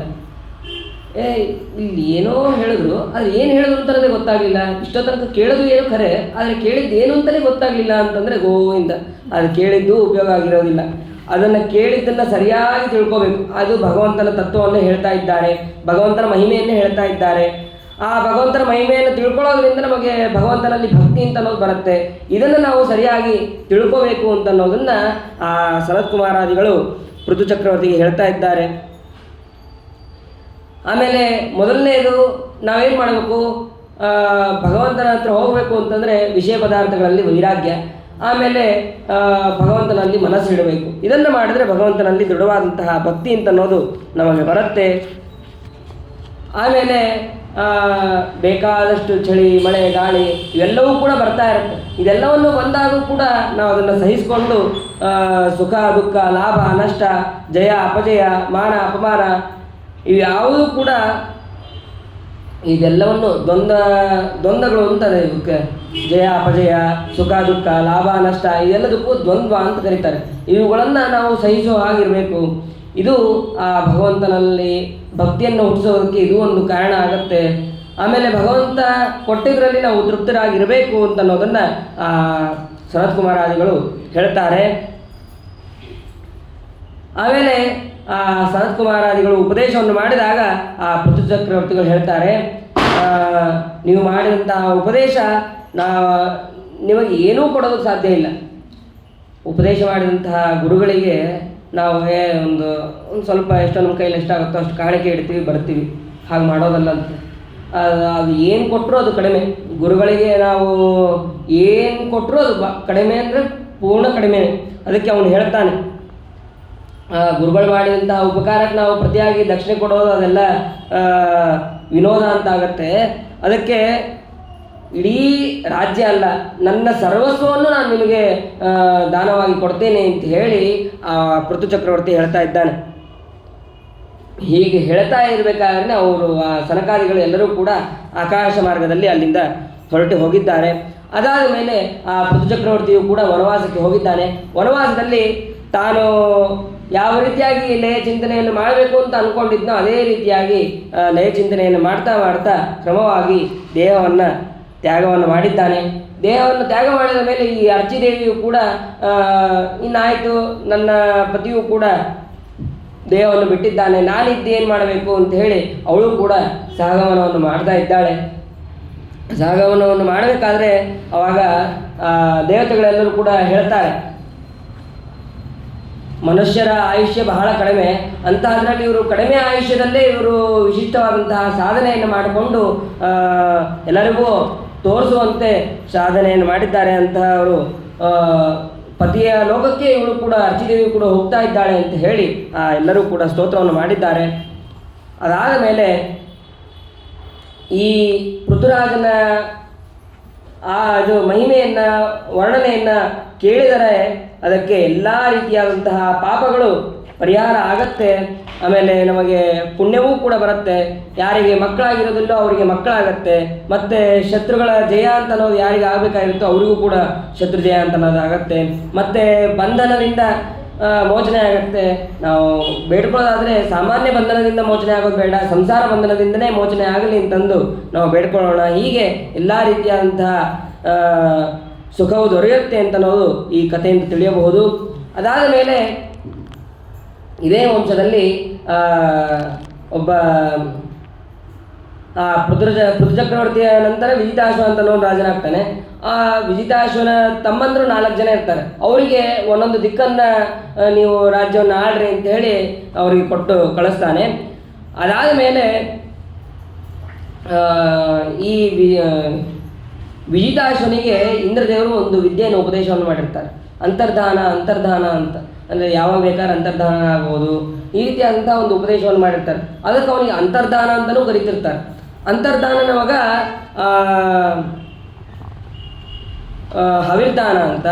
ಆ ಹವಿರ್ದಾನನ ವಂಶದಲ್ಲೇ ಬರೋವನು ಬರ್ಹಿಷ್ಮಾನ್ ಅಂತನ್ನುವಂತಹ ಒಬ್ಬ ವ್ಯಕ್ತಿ ಬರ್ತಾನೆ. ಅವನು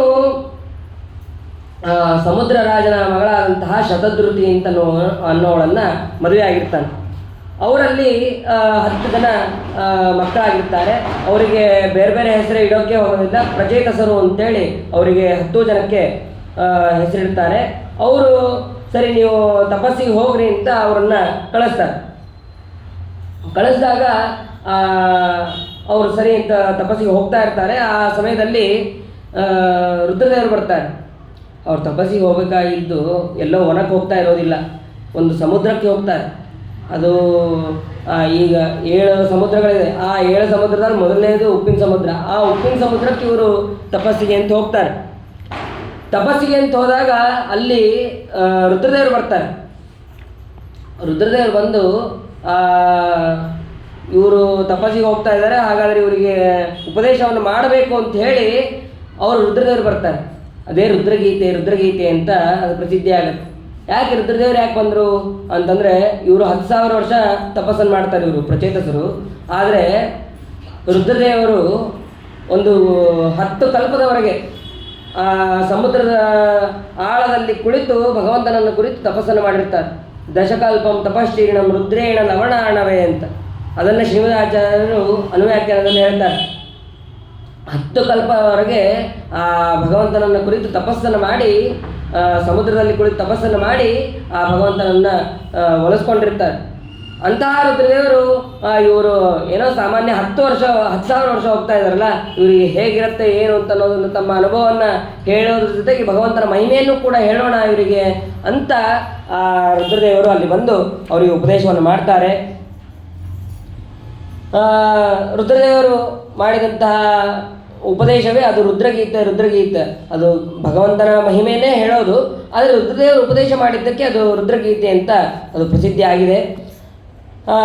ಅಲ್ಲಿ ಆ ರುದ್ರಗೀತೆಯಲ್ಲಿ 4 ವಿಧವಾದಂತಹ ಭಗವಂತನನ್ನು, 4 ರೂಪಿಯಾದಂತಹ ಭಗವಂತನನ್ನು, ಅನಿರುದ್ಧ, ಪ್ರದ್ಯುಮ್ನ, ಸಂಕರ್ಷಣ, ವಾಸುದೇವ, ಈ 4 ರೂಪಿಯಾದಂತಹ ಪರಮಾತ್ಮನನ್ನು ಅಲ್ಲಿ ವಿಶೇಷವಾಗಿ ಸ್ತೋತ್ರವನ್ನು ಮಾಡಿದ್ದಾರೆ. ಆ ಸ್ತೋತ್ರವನ್ನು ಅವರಿಗೂ ಕೂಡ ಹೇಳಿಕೊಟ್ಟು, ನೀವು ಹೀಗೆ ಸ್ತೋತ್ರ ಮಾಡಿದರೆ ಭಗವಂತನ ಶೀಘ್ರವಾಗಿ ಅನುಗ್ರಹವನ್ನು ಪಡಿತೀರಿ, ಅನುಗ್ರಹವನ್ನು ಪಡೆದು ನಿಮಗೆ ಬೇಕಾದಂತಹ ಅಪೇಕ್ಷೆಯನ್ನು ಕೂಡ ನೀವು ಪಡೆಯಬಹುದು ಅಂತ ಹೇಳಿ ಅವ್ರು ಹೇಳ್ತಾರೆ. ಇದು ಕೇವಲ ನಾನು ನಿಮಗೆ ಉಪದೇಶ ಮಾಡಿದ್ದಂತಷ್ಟೇ ಅಲ್ಲ, ನನಗೆ ಬ್ರಹ್ಮದೇವರು ಪ್ರಳಯ ಕಾಲ ಆದಮೇಲೆ ಒಂದು ಸತಿ ಉಪದೇಶ ಮಾಡಿದ್ರಿದು. ಸೃಷ್ಟಿ ಆರಂಭ ಕಾಲದಲ್ಲಿ ನಂಗೆ ಬ್ರಹ್ಮದೇವರು ಉಪದೇಶ ಮಾಡಿದಂತಹ ಸ್ತೋತ್ರ ಇದು. ಇದನ್ನು ಜಪವನ್ನು ಮಾಡ್ತಾ ತಪಸ್ಸನ್ನು ಮಾಡಿರಿ, ನಿಮಗೆ ಎಲ್ಲ ರೀತಿಯಾದಂತಹ ಮಂಗಳ ನಿಮಗಾಗತ್ತೆ. ಯಾರು ಬೆಳಗ್ಗೆ ಎದ್ದು ಈ ರುದ್ರಗೀತೆಯನ್ನು ಶ್ರವಣ ಮಾಡ್ತಾರೋ, ಪಠಣ ಮಾಡ್ತಾರೋ, ಅವರಿಗೆ ಎಲ್ಲ ರೀತಿಯಾದಂತಹ ಅಭಿಷ್ಟಗಳು ಕೂಡ ಸಿದ್ಧಿ ಆಗುತ್ತೆ ಅಂತ ಅನ್ನೋದನ್ನು ರುದ್ರದೇವರು ಅವರಿಗೆ ಹೇಳಿ ಆ ರುದ್ರದೇವರು ಅಲ್ಲಿಂದ ಅದೃಶ್ಯರಾಗ್ತಾರೆ. ಮುಂದೆ ಆ ಪ್ರಚೇತಸರು ಕೂಡ ರುದ್ರದೇವರ ಮಾತಿನಂತೆ ಅವರು ಹೇಳಿದಂತಹ ಸ್ತೋತ್ರವನ್ನು ಸಮುದ್ರದಲ್ಲಿ ಕುಳಿತು ತಪಸ್ಸನ್ನು ಮಾಡೋದಕ್ಕೆ ಪ್ರಾರಂಭ ಮಾಡ್ತಾರೆ. ಅದಾದ ಮೇಲೆ ಈ ಕಡೆ ಬರ್ಹಿಷ್ಮಾನ್ ಅವನಿಗೆ ಇನ್ನೊಂದು ಹೆಸರೇನು ಅಂತಂದರೆ ಪ್ರಾಚೀನ ಬರ್ಹಿ ಅಂತ ಕರಿತಿದ್ರು. ಯಾಕೆ ಅಂತಂದರೆ ಯಾವಾಗಲೂ ಬೆಳಗ್ಗೆ ಎದ್ದ ತಕ್ಷಣ ಪೂರ್ವ ದಿಕ್ಕಿಗೆ ದರ್ಬೆ ಹಾಕೋದು. ಬರ್ಹಿ ಅಂತಂದರೆ ದರ್ಭ, ಪ್ರಾಚೀನ ಅಂದರೆ ಪೂರ್ವ ದಿಕ್ಕು. ಆ ಪೂರ್ವ ದಿಕ್ಕಿಗೆ ದರ್ಬೆಯನ್ನು ಹಾಕೋದು ಅಂದರೆ ಯಾವಾಗಲೂ ಯಜ್ಞಯಾಗಾದಿಗಳನ್ನೇ ಮಾಡ್ತಾ ಇದ್ದ, ಬೇರೆ ಕೆಲಸನೇ ಇಲ್ಲ, ಕರ್ಮಗಳನ್ನೇ ಮಾಡೋದು. ಆ ಕರ್ಮಾಸಕ್ತನಾಗಿರ್ತಾನವನು. ಅವನು ಹೀಗೆ ಒಂದು ದಿವಸ ಬೆಳಗಾದರೆ ಅದೇ ಕೆಲಸ, ಒಂದು ಬೇರೆ ಕೆಲಸನೇ ಇರೋದಿಲ್ಲ. ಅಂದರೆ ಯಜ್ಞಯಾಗ. ಒಮ್ಮೆ ಅವನಿಗೆ ನಾರದರು ಬರ್ತಾರೆ. ನಾರದರು ಬಂದು, ಏನು ಮಾಡ್ತಾ ಇದ್ದೀನಿ ನೀನು? ಇಲ್ಲ, ನಾನು ಯಜ್ಞಯಾಗಾದಿಗಳು ಮಾಡ್ತಾಯಿದ್ದೀನಿ, ಕರ್ಮಗಳನ್ನೇ ಮಾಡ್ತಾಯಿದ್ದೀನಿ, ನನಗೆ ಹೇಳಿದಂತಹ ಕರ್ಮಗಳನ್ನೇ ನಾನು ಮಾಡ್ತಾಯಿದ್ದೀನಿ. ಅಲ್ಲ, ನೀ ಕರ್ಮಗಳನ್ನು ಮಾಡ್ತಾ ಇದ್ದೀವಿ ಸರಿ, ಆದರೆ ಜ್ಞಾನ ಇಲ್ಲ ಅಂತಂದರೆ ಕರ್ಮ ಮಾಡಿ ಉಪಯೋಗ ಇಲ್ಲ ಅಂತ ಹೇಳಿದಾಗ, ನೀವೇನು ಕರ್ಮ ಮಾಡಿದ್ರೆ ಯಾಕೆ ಉಪಯೋಗ ಇಲ್ಲ? ನೋಡು, ನೀ ಮಾಡಿದಂತಹ ಕರ್ಮ ಅಂದರೆ ಯಜ್ಞಯಾಗಾದಿಗಳಲ್ಲಿ ಮಾಡಿದಂತಹ ಪಶು ಹಿಂಸೆ, ಯಾವುದು ಯೋಗ್ಯವೋ ಯಾವುದು ನಿಷ್ಕಾಮ ಕರ್ಮವಾಗಿ ಯಜ್ಞಯಾಗಾದಿಗಳನ್ನು ಮಾಡಿರ್ತಾರೋ ಆ ಪಶು ಹಿಂಸೆ ಬಿಟ್ಟು ಸಕಾಮವಾಗಿ ಯಾರು ಮಾಡಿರ್ತಾರೋ ಆ ಕರ್ಮಗಳೆಲ್ಲವೂ ಕೂಡ ವ್ಯರ್ಥ. ಅವರು ಕೂಡ ನೀ ಯಾವ್ಯಾವ ಪಶುಗಳನ್ನು ಹಿಂಸೆ ಮಾಡಿದೆಯೋ ಆ ಎಲ್ಲ ಪಶುಗಳು ನಿನ್ನ ಸಲುವಾಗಿ ಕಾಯ್ತಾ ಇದೆ, ನಿನಗೆ ತೊಂದರೆಯನ್ನು ಕೊಡೋದಕ್ಕೆ ಕಾಯ್ತಾ ಇದೆ ಅಂತಂದು ಆ ನಾರದ ತಮ್ಮ ದಿವ್ಯ ದೃಷ್ಟಿಯಿಂದ ತೋರಿಸ್ತಾರಂತೆ ಆ ಪ್ರಾಚೀನ ಬರೆಹಿಗೆ. ತೋರಿಸಿದಾಗ ಹಾಗಾದರೆ ನಾ ಏನು ಮಾಡಬೇಕು, ನಿನಗೊಂದು ಕಥೆಯನ್ನು ಹೇಳ್ತೇನೆ ಕೇಳು ಅಂತ ಆ ಪ್ರಾಚೀನ ಬರೆಹಿಗೆ ಹೇಳ್ತಾರೆ. ಆವಾಗ ಆ ಪ್ರಾಚೀನ ಬರೆಹಿಗೆ ಒಂದು ವಿಶಿಷ್ಟವಾದಂತಹ ಒಂದು ಚರಿತ್ರೆಯನ್ನು ಹೇಳ್ತಾರೆ. ಈ ಪುರಂಜನ ಅಂತನ್ನುವಂತಹ ಒಬ್ಬ ರಾಜ, ಆ ರಾಜ ಇರ್ತಾನೆ, ಅವನ ಜೊತೆಗೆ ಅವಿಜ್ಞಾತ ಸಖ ಅಂತನ್ನುವಂತಹ ಒಬ್ಬ ಗೆಳೆಯ ಇರ್ತಾನೆ. ಅವನಿಗೆ ಒಂದು ದಿವಸ ಈ ಊರಿಗೆ ಹೋಗ್ತಾನೆ, ಒಂದು ದಿವಸ ಇನ್ನೊಂದು ಊರಿಗೆ ಹೋಗ್ತಾನೆ. ಯಾವ ಊರಿಗೆ ಹೋದರೂ ಅವನಿಗೆ ಇಷ್ಟ ಆಗ್ತಾ ಇರೋದಿಲ್ಲ. ಎಲ್ಲ ಊರು ಇದು ಸರಿ ಇಲ್ಲ, ಇದು ಚೆನ್ನಾಗಿಲ್ಲ, ಹಾಗೆ ಹೀಗೆ ಅಂತ ಅಂದ್ಕೊಂಡು ಹೋಗ್ತಾ ಹೋಗ್ತಾ ಹಿಮಾಚಲದ ಉತ್ತರ ದಿಕ್ಕಿಗೆ ದಕ್ಷಿಣ ದಿಕ್ಕಿಗೆ ಹೋಗ್ತಾನೆ. ದಕ್ಷಿಣ ದಿಕ್ಕಿನಲ್ಲಿ ಒಂದು ಪ್ರದೇಶವನ್ನು ನೋಡ್ತಾನೆ, ಒಂದು ಪಟ್ಟಣವನ್ನು ನೋಡ್ತಾನೆ. ಈ ಪಟ್ಟಣ ನನಗೆ ಬಹಳ ಇಷ್ಟವಾದದ್ದು ಅಂತ ಆ ಪಟ್ಟಣಕ್ಕೆ ಹೋಗ್ತಾನೆ. ಇಷ್ಟೋ ತನಕ ಅವಿಜ್ಞಾತ ಸಖ ಅಂತ ನೋಡಿದ್ದ ಜೊತೆಗೆ.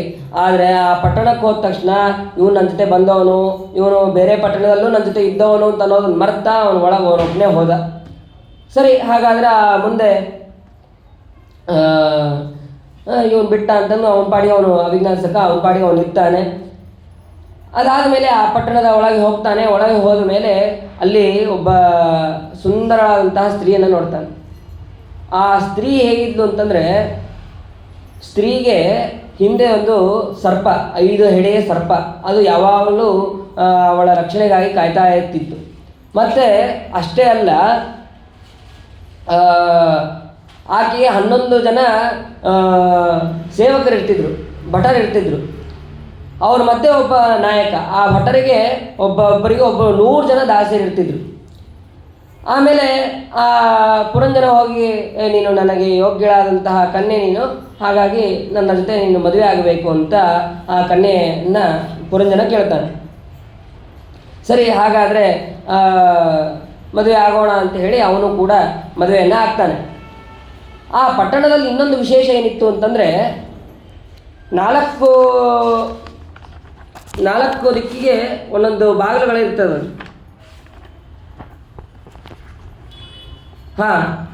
ಪೂರ್ವ ದಿಕ್ಕಿಗೆ 5, ಆಮೇಲೆ ದಕ್ಷಿಣ ದಿಕ್ಕಿಗೆ 1, ಉತ್ತರ ದಿಕ್ಕಿಗೆ 1, ಪಶ್ಚಿಮ ದಿಕ್ಕಿಗೆ 2, ಹೀಗೆ 5 ಬಾಗಿಲುಗಳು ಎಲ್ಲ ಕಡೆ ಎಲ್ಲ ದಿಕ್ಕಿನಲ್ಲೂ ಇರುತ್ತಂತೆ. ಆ ಪೂರ್ವ ದಿಕ್ಕಿನಲ್ಲಿ ಯಾವುದು ಅಂತಂದರೆ ಕದ್ಯೋತ ಆವಿರ್ಮುಖ ಅಂತ. ಆಮೇಲೆ ಪಟ್ಟಣ, ಅಲ್ಲಿಂದ ಹೋಗುವಂತಹ ಪಟ್ಟಣ ಯಾವುದು ಅಂತಂದರೆ ವಿಭ್ರಾಜಿತ, ಮತ್ತು ವಿಭ್ರಾಜಿತ ಅಂತನ್ನುವಂತಹ ಪಟ್ಟಣ. ಅಲ್ಲಿ ಕರ್ಕೊಂಡು ಹೋಗುವಂತಹ ಗೆಳೆಯ, ಅಲ್ಲಿ ದ್ಯುಮಾನ್ ಅಂತನ್ನುವಂತಹ ಒಬ್ಬ ಗೆಳೆಯ ಇರ್ತಾನೆ. ಮತ್ತು ಇನ್ನೂ 2 ದ್ವಾರ ಯಾವುದು ಅಂತಂದರೆ ನಾಲಿನಿ ಅಂತನ್ನುವಂತಹ ಇನ್ನೂ 2 ದ್ವಾರ. ಆಮೇಲೆ ಸೌರಭ ಅಂತನ್ನುವಂತಹ ಒಂದು ಪಟ್ಟಣ. ಆಮೇಲೆ ಅವಧೂತ ಸಖ ಅಂತನ್ನುವಂತಹ ಗೆಳೆಯನ ಜೊತೆಗೆ ಆ ಪಟ್ಟಣಕ್ಕೆ ಹೋಗುವುದು. ಆಮೇಲೆ ಮುಖ್ಯ ಅಂತನ್ನುವಂತಹ ದ್ವಾರ, ಅಲ್ಲಿ 2 ಪಟ್ಟಣ, ಆಪಣ ಬಹುಧನ ಅಂತನ್ನುವಂತಹ 2 ಪಟ್ಟಣ. ಆಮೇಲೆ ಗೆಳೆಯಂದ್ರೆ ಯಾರು ಅಂತಂದರೆ ರಸಜ್ಞ ವಿಪಣ ಅಂತನ್ನುವಂತಹ 2 ಗೆಳೆಯರ ಜೊತೆಗೆ ಅಲ್ಲಿ ಹೋಗೋದಿರುತ್ತೆ. ಪೂರ್ವ ದಿಕ್ಕಿಂದ 5 ದ್ವಾರ. ಇನ್ನು ದಕ್ಷಿಣ ದಿಕ್ಕಿಗೆ ಪಿತೃಭೂ ಅಂತ, ಅಲ್ಲಿ ದಕ್ಷಿಣ ಪಾಂಚಾಲಕ್ಕೆ ಹೋಗುವಂತಹ ಪಟ್ಟಣ. ಅಲ್ಲಿ ಶ್ರುತಧರ ಅಂತನ್ನುವಂತಹ ಒಬ್ಬ ಗೆಳೆಯ ಇರ್ತಾನೆ. ಮತ್ತು ಉತ್ತರ ದಿಕ್ಕಿಗೆ ದೇವಭೂ ಅಂತ, ಅಲ್ಲಿ ಉತ್ತರ ಪಾಂಚಾಲಕ್ಕೆ ಹೋಗುವಂತಹ ಪಟ್ಟಣ ಅದು ಅಲ್ಲಿ ಶ್ರುತಧರನೇ ಅಲ್ಲೂ ಕೂಡ ಇರ್ತಾನೆ. ಇನ್ನು ಪಶ್ಚಿಮಕ್ಕೆ 2 ದ್ವಾರ, ಅದು ಯಾವುದು ಅಂತಂದರೆ ಆಸುರಿ ಅಂತನ್ನುವಂತಹ ದ್ವಾರ, ಮತ್ತು ನಿವೃತ್ತಿ ಅಂತನ್ನುವಂತಹ ಇನ್ನೊಂದು ದ್ವಾರ. ಅದು ಪಟ್ಟಣ ಯಾವುದು ಅಂತಂದರೆ ಗ್ರಾಮ್ಯಕ ಮತ್ತು ವೈಶಸ ಅಂತನ್ನುವಂತಹ 2 ಪಟ್ಟಣ. ಮತ್ತು ಗೆಳೆಯ ಯಾರು ಅಂತಂದರೆ ದ್ರುಮದ ಅಂತನ್ನುವಂತಹ ಒಬ್ಬ ಗೆಳೆಯ, ಲುಬ್ಧಕ ಅಂತನ್ನುವಂತಹ ಒಬ್ಬ ಗೆಳೆಯ. ಹೀಗೆ 5 ಒಟ್ಟು 9 ದ್ವಾರಗಳು. ಆ 9 ದ್ವಾರಗಳಲ್ಲಿ ಅವನು ಏನು ಮಾಡ್ತಾ ಇದ್ದ ಅಂತಂದರೆ ತನ್ನ ಪತ್ನಿಯರನ್ನು ಒಂದೊಂದು ದಿವಸ ಒಂದೊಂದು ಗೆಳೆಯನ ಜೊತೆಗೆ ಕರ್ಕೊಂಡು ಹೋಗೋದು, ಆ ಪಟ್ಟಣಕ್ಕೆ ಹೋಗೋದು. ಪಟ್ಟಣಕ್ಕೆ ಹೋಗಿ ಅಲ್ಲಿ ವಿಶೇಷವಾಗಿ ಅವನು ವಿಹಾರಾದಿಗಳನ್ನು ಮಾಡ್ಕೊಂಡು ಬರ್ತಾ ಇರ್ತಾನೆ. ಇಷ್ಟಾದ ಮೇಲೆ ಒಂದು ಸಲ ಏನಾಗತ್ತೆ ಅಂತಂದರೆ,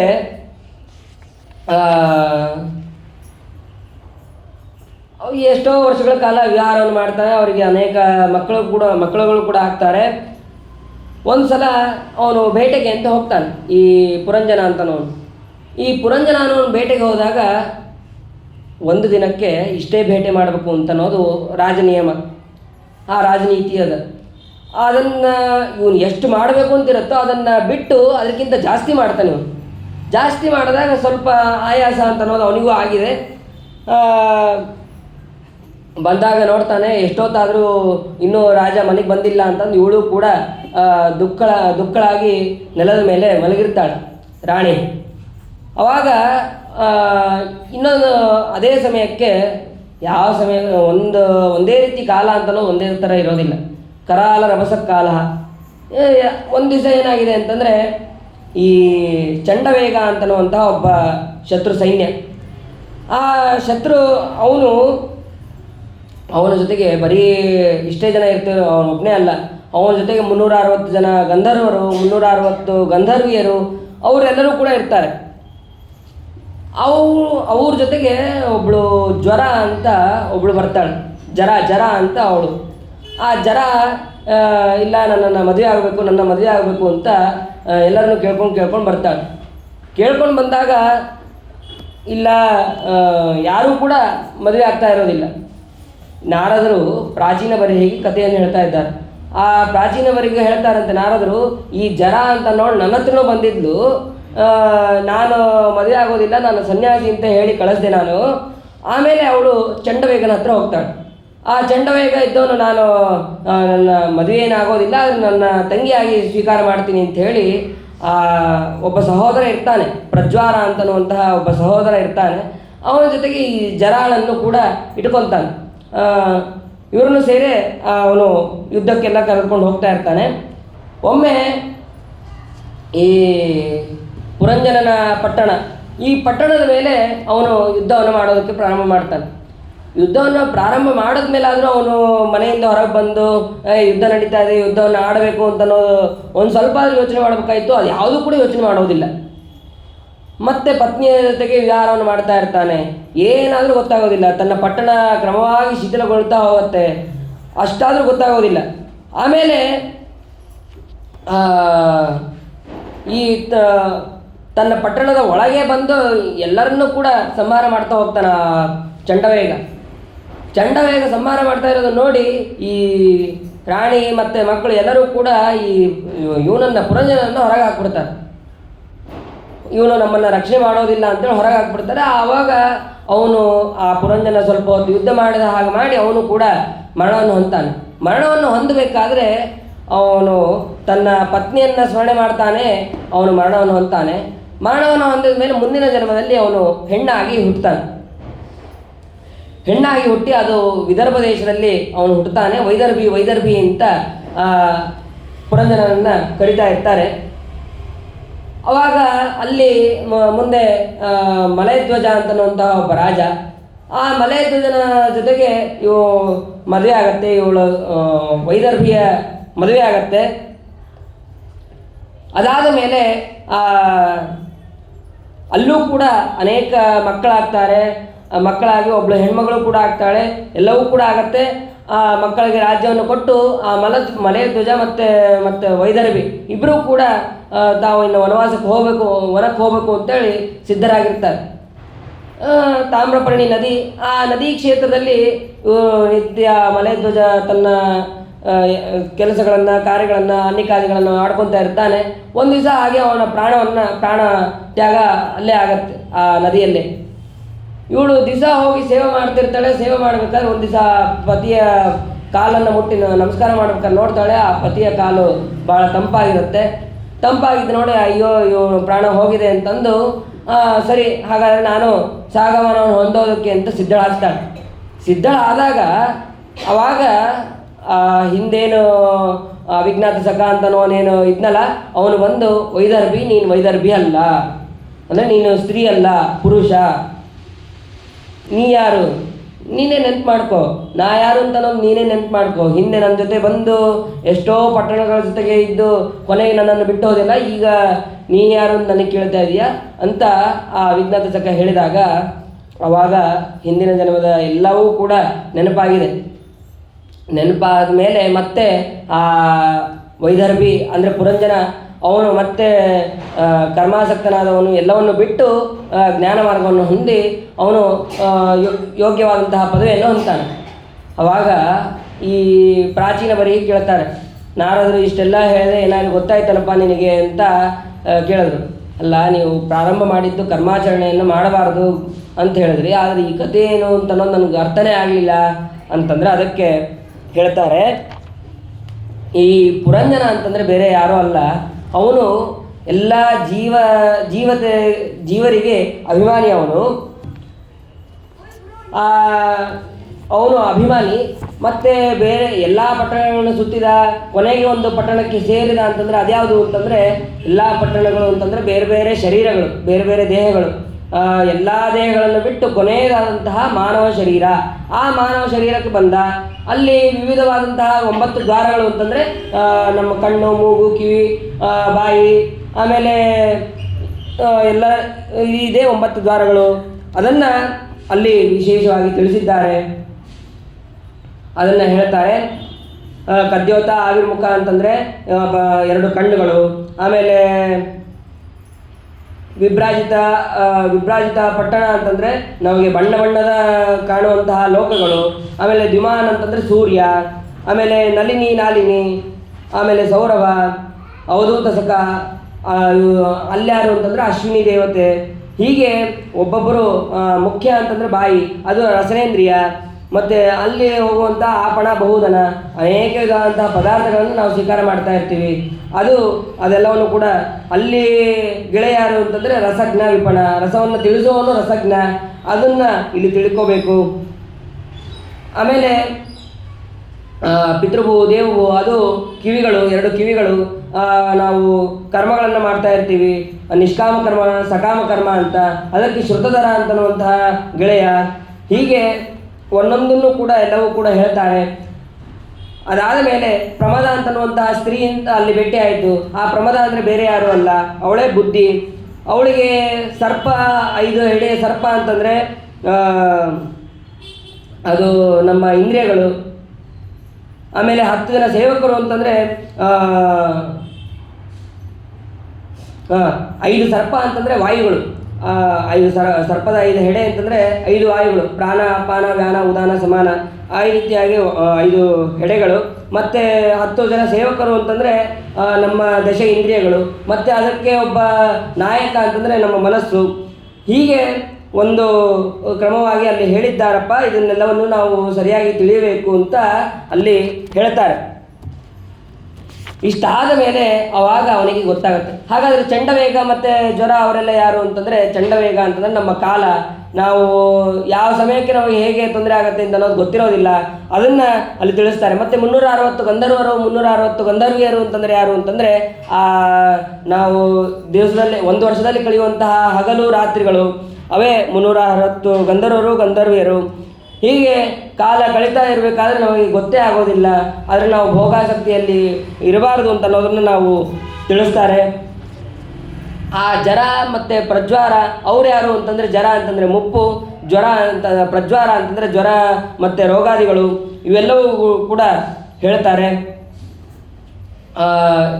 ಇದೆಲ್ಲವನ್ನು ಕೂಡ ಒಂದು ಜೀವನ ಕತೆ ಹೇಗಿರುತ್ತೆ ಅಂತ ಅನ್ನೋದನ್ನು ಈ ಪುರಂಜನ ನಿಯಾಮಕನನ್ನಾಗಿ ಇಟ್ಟುಕೊಂಡು ಇಲ್ಲಿ ಹೇಳಿದ್ದಾರೆ ಅಂತ ಅನ್ನೋದನ್ನು ತಿಳಿಬೇಕು. ಇಷ್ಟಾದ ಮೇಲೆ ಆವಾಗ ಆ ಪ್ರಾಚೀನ ಬರಹಿಗೆ ಸ್ವಲ್ಪ ಅರ್ಥ ಆಗುತ್ತೆ. ಅದಕ್ಕೆ ಅವನಿಗೆ ಇನ್ನೊಂದು ದೃಷ್ಟಾಂತವನ್ನು ಕೊಡ್ತಾರೆ. ಜಿಂಕೆ ಅದು ಹೇಗಿರುತ್ತೆ ಅಂತಂದರೆ, ಏನೋ ವೇಗವಾಗೇನೋ ಓಡುತ್ತೆ. ಆದರೆ ಒಂದು ಸಲ ಅದಕ್ಕೆ ಹಿಂದಿಂದ ಸಿಂಹ ಬರ್ತಾ ಇರುತ್ತೆ ಅಥವಾ ತೋಳ ಬರ್ತಾ ಇರುತ್ತೆ ಅಂತಂದರೆ ಮುಂದಿಂದ ಯಾರೋ ಬೇಟೆಗೆ ಅಂತ ನಿಂತಿರ್ತಾನೆ. ಆವಾಗ ಅದನ್ನು ತಪ್ಪಿಸ್ಕೊಳಕ್ಕಾಗಲ್ಲ. ಆ ಜಿಂಕೆಗೆ ಮುಂದೆ ಓಡೋಕ್ಕೂ ಆಗಲ್ಲ, ಹಿಂದೆ ತೋಳ ಬರ್ತಾ ಇದೆ ಅಂತ ಹಿಂದೆ ಓಡೋಕ್ಕೂ ಆಗಲ್ಲ. ಹಾಗೆ ಈ ಮನುಷ್ಯನ ಪರಿಸ್ಥಿತಿ ಆಗಿರುತ್ತೆ. ಎಲ್ಲ ನಾವು ಮುಗಿದ ಮೇಲೆ ನಾವು ಕಾರ್ಯವನ್ನು ಮಾಡ್ತೀವಿ ಅಂತ ಆಗೋದಿಲ್ಲ. ಯಾಕಂದರೆ ಮುಂದೆ ಯಮದೂತರು ಬಂದು ನಿಂತಿರ್ತಾರೆ, ಹಿಂದೆ ಕಾಲ ಬಂದು ನಿಂತುಬಿಟ್ಟಿರುತ್ತೆ. ಆ ಸಮಯದಲ್ಲಿ ನಾವು ಕರ್ಮವನ್ನು ಮಾಡಬೇಕು ಅಂತಂದ್ರೂ ಆಗೋದಿಲ್ಲ. ಅದಕ್ಕೆ ಮೊದಲಿಂದಲೇ ಮಾಡಬೇಕು ಅಂತ ಅನ್ನೋದನ್ನು ಇಲ್ಲಿ ಜಿಂಕೆಯಂತೆ ಅನರ್ಥ ಆಗಬಾರದು ಅಂತ ಅನ್ನೋದಕ್ಕೆ ಹೇಳಿದ್ದು ಅಂತ ಪ್ರಾಚೀನ ಬರೆಗೆ ನಾರದರು ತಿಳಿಸ್ತಾರೆ. ಇಷ್ಟಾದ ಮೇಲೆ ಆ ಪ್ರಾಚೀನ ಬರೆಯೂ ಕೂಡ ಅನೇಕ ರೀತಿಯಾದಂತಹ ಸತ್ಕರ್ಮವನ್ನು ಮಾಡಿಕೊಂಡು ಅವನು ಜ್ಞಾನ ಕಾರ್ಯವನ್ನು ಮಾಡಿಕೊಂಡು ಅವನು ಕೂಡ ಮುಕ್ತಿಯನ್ನು ಹೊಂದ್ತಾನೆ. ಅದಾದ ಮೇಲೆ ಪ್ರಾಚೇತಸರು ಅವರೆಲ್ಲರೂ ಕೂಡ ತಪಸ್ಸಿಗೆ ಹೋಗಿರ್ತಾರೆ. ಆ ತಪಸ್ಸಿಗೆ ಹೋದವರು ಬರ್ತಾರೆ, ಭಗವಂತನ ಅನುಗ್ರಹ ಆಗುತ್ತೆ. ಅನುಗ್ರಹ ಆದಮೇಲೆ ಭಗವಂತ ಹೇಳ್ತಾನೆ, ನೀವು ಮಾಡಿದಂತಹ ತಪಸ್ಸಿಗೆ ವರವನ್ನು ಕೊಡ್ತಾ ಇದ್ದೀನಿ. ಅಲ್ಲಿ ಅದು ಕಂಡು ಮತ್ತು ಪ್ರಮ್ಲೋಚ ಅವರಿಂದ ಬೆಳೆಸಿದಂಥ ಒಬ್ಬಳು ಪ್ರಮ್ಲೋಚ ಅಂತ.